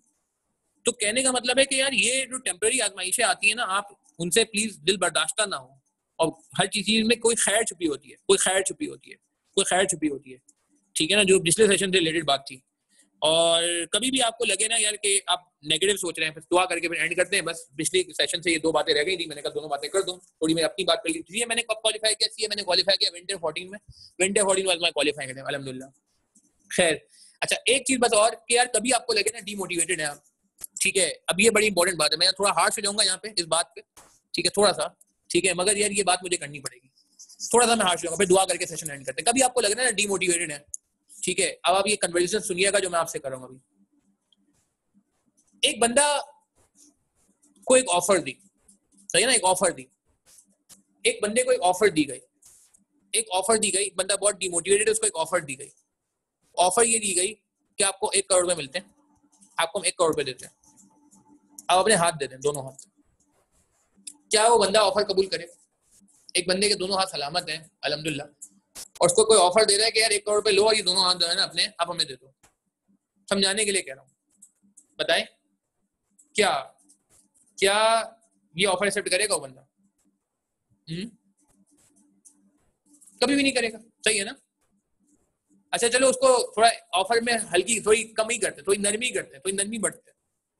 उसको ये कहा गया काम करो, 2 हाथ ही तो 1 हाथ दे दो, 1 हाथ दे दो, दूसरे हाथ से काम कर लेना। थोड़ी परेशानी आ गई है उसको ना, कुछ डीमोटिवेटेड है, दिल बोर हो रहा है, सही है, दिल लग नहीं रहा किसी चीज में। हाँ 1 हाथ दे दो, नहीं 1 हाथ में भी नहीं मानेगा, सही है ना। बिल्कुल, ये मानूर खान अब्दुल्ला बिल्कुल सही कमेंट कर रहे हैं। तो यार इसका मतलब ये हुआ कि ये जो हमारे आज़ा हैं, ठीक है, इनकी मालियत क्या हुई? अगर ये एसेट्स है ना, हाथ, पाँव, आंखें, ये तो मतलब जिसे कहते हैं मिलियनर बिलियनर हो गए आप उससे पूछें इन चीजों की अहमियत, जो खुदा ना खासा जो है वो इनसे महरूम होता हो। किसी की आंखें नहीं, आप उससे पूछें उसकी आंखों की कीमत क्या है, किसी के हाथ ना उससे पूछें। तो द पॉइंट इज कि अल्लाह ताला ने हमें कंप्लीट बनाया है अल्हम्दुलिल्लाह। तो यार अगर हम मायूस होंगे, नेगेटिव होंगे, कोसेंगे अपनी किस्मत को और ये सोचेंगे कि यार अल्लाह ताला ने तो बहुत बुरा कर दिया हमारे साथ, तो यार मतलब ये तो बड़ा नेगेटिव थॉट है, क्योंकि आप तो बहुत बेहतर है उस बंदे से जो अल्लाह ना करे किसी वजह से किसी आदत से महरूम। तो यार ये जो आपके आदत है ना, मतलब मैं इसलिए बताना चाह रहा हूँ कि कभी डीमोटिवेटेड हो ना, आप सिर्फ अपने बॉडी पार्ट्स को देख लें यार, अपने हाथों को देखना शुरू कर दें कि यार मतलब अल्लाह चाहते तो मतलब आपको आजमाइश तो ऐसी भी मिल सकती थी, अल्लाह ना करे। जैसे होते हैं ना लोग, खुदा ना खासा एक्सीडेंट हो जाता है, एक फ्रैक्चर हो जाता है किसी का, प्लास्टर चढ़ जाता है, तो बंदे से आप पूछें 2 महीने गुजारना अजाब हो जाता है बंदे के लिए, अजाब हो जाता है। कहता है कि तरीके से प्लास्टर खुले या झंझट, कुछ लोग प्लास्टर काट देते हैं। मेरे एक रिश्तेदार थे, उनको बेचारे को बड़ा जैसे कहते हैं कि प्लास्टर चढ़ गया।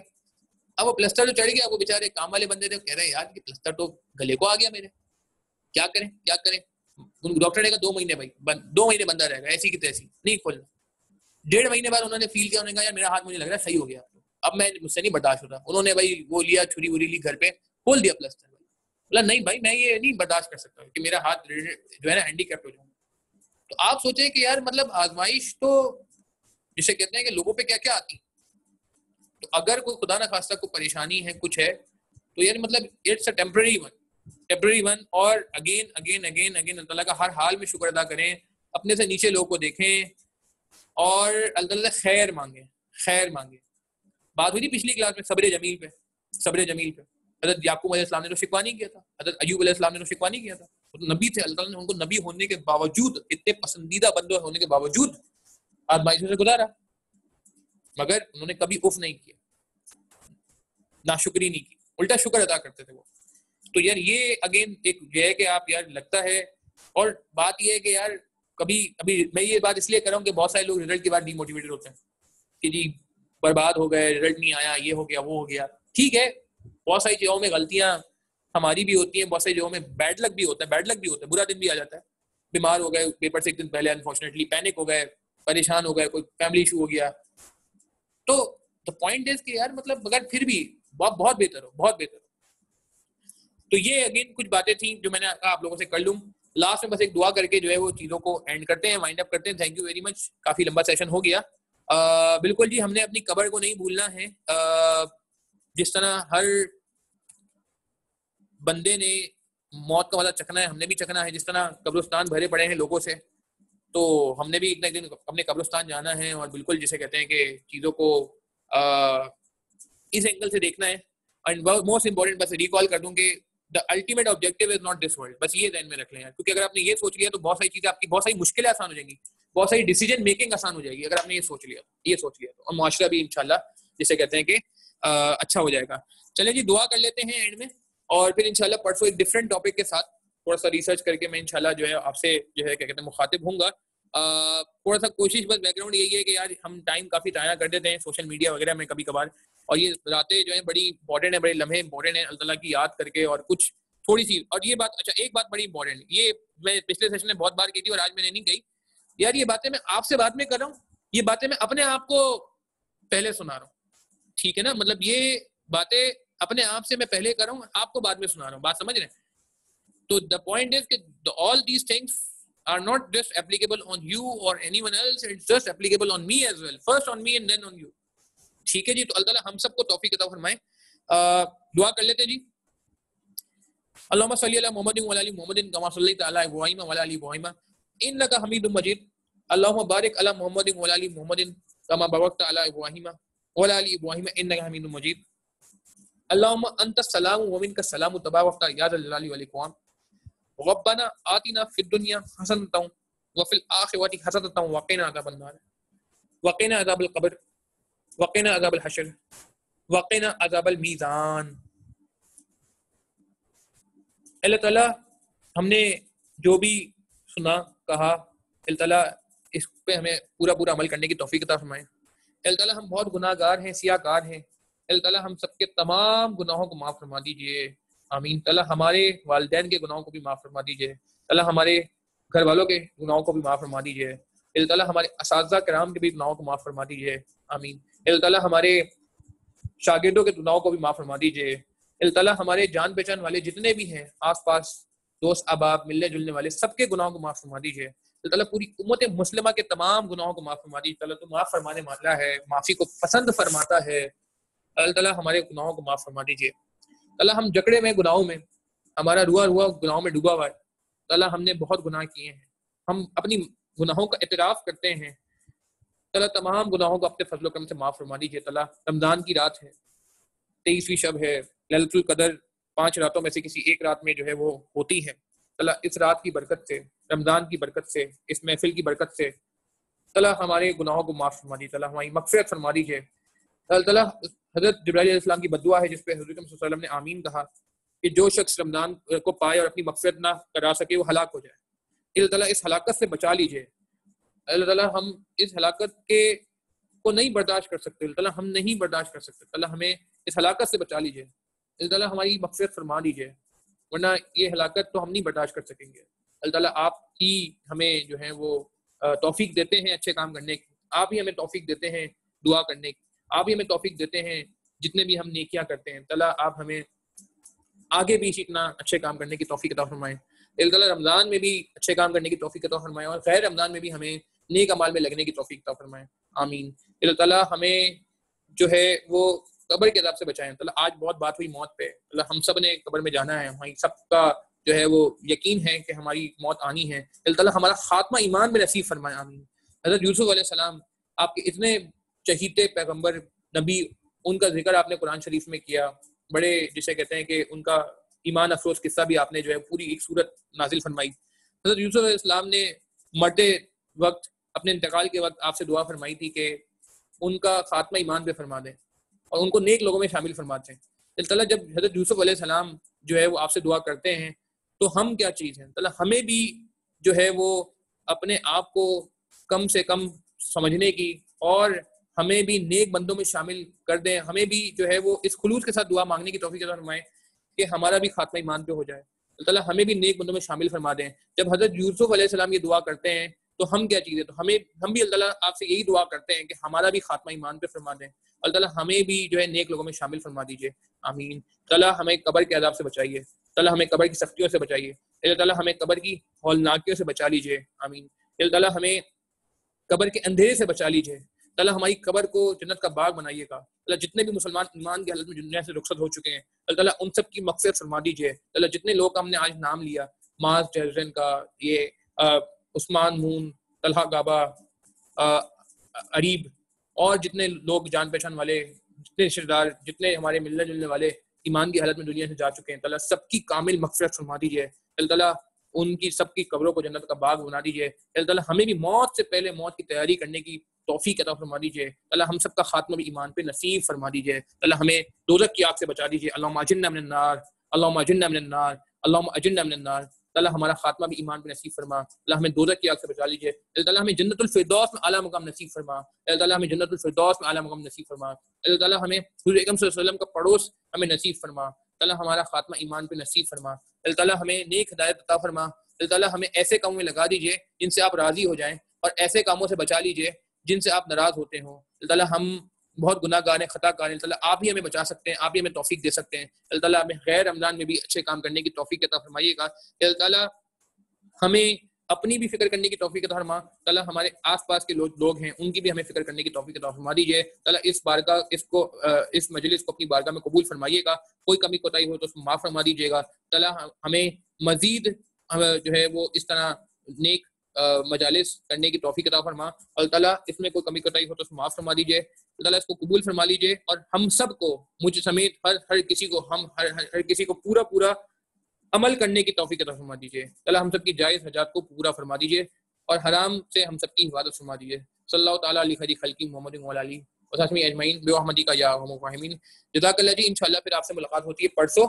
अपना ख्याल रखिएगा, दुआओं में खास तौर पर याद रखिएगा। अस्सलाम वालेकुम।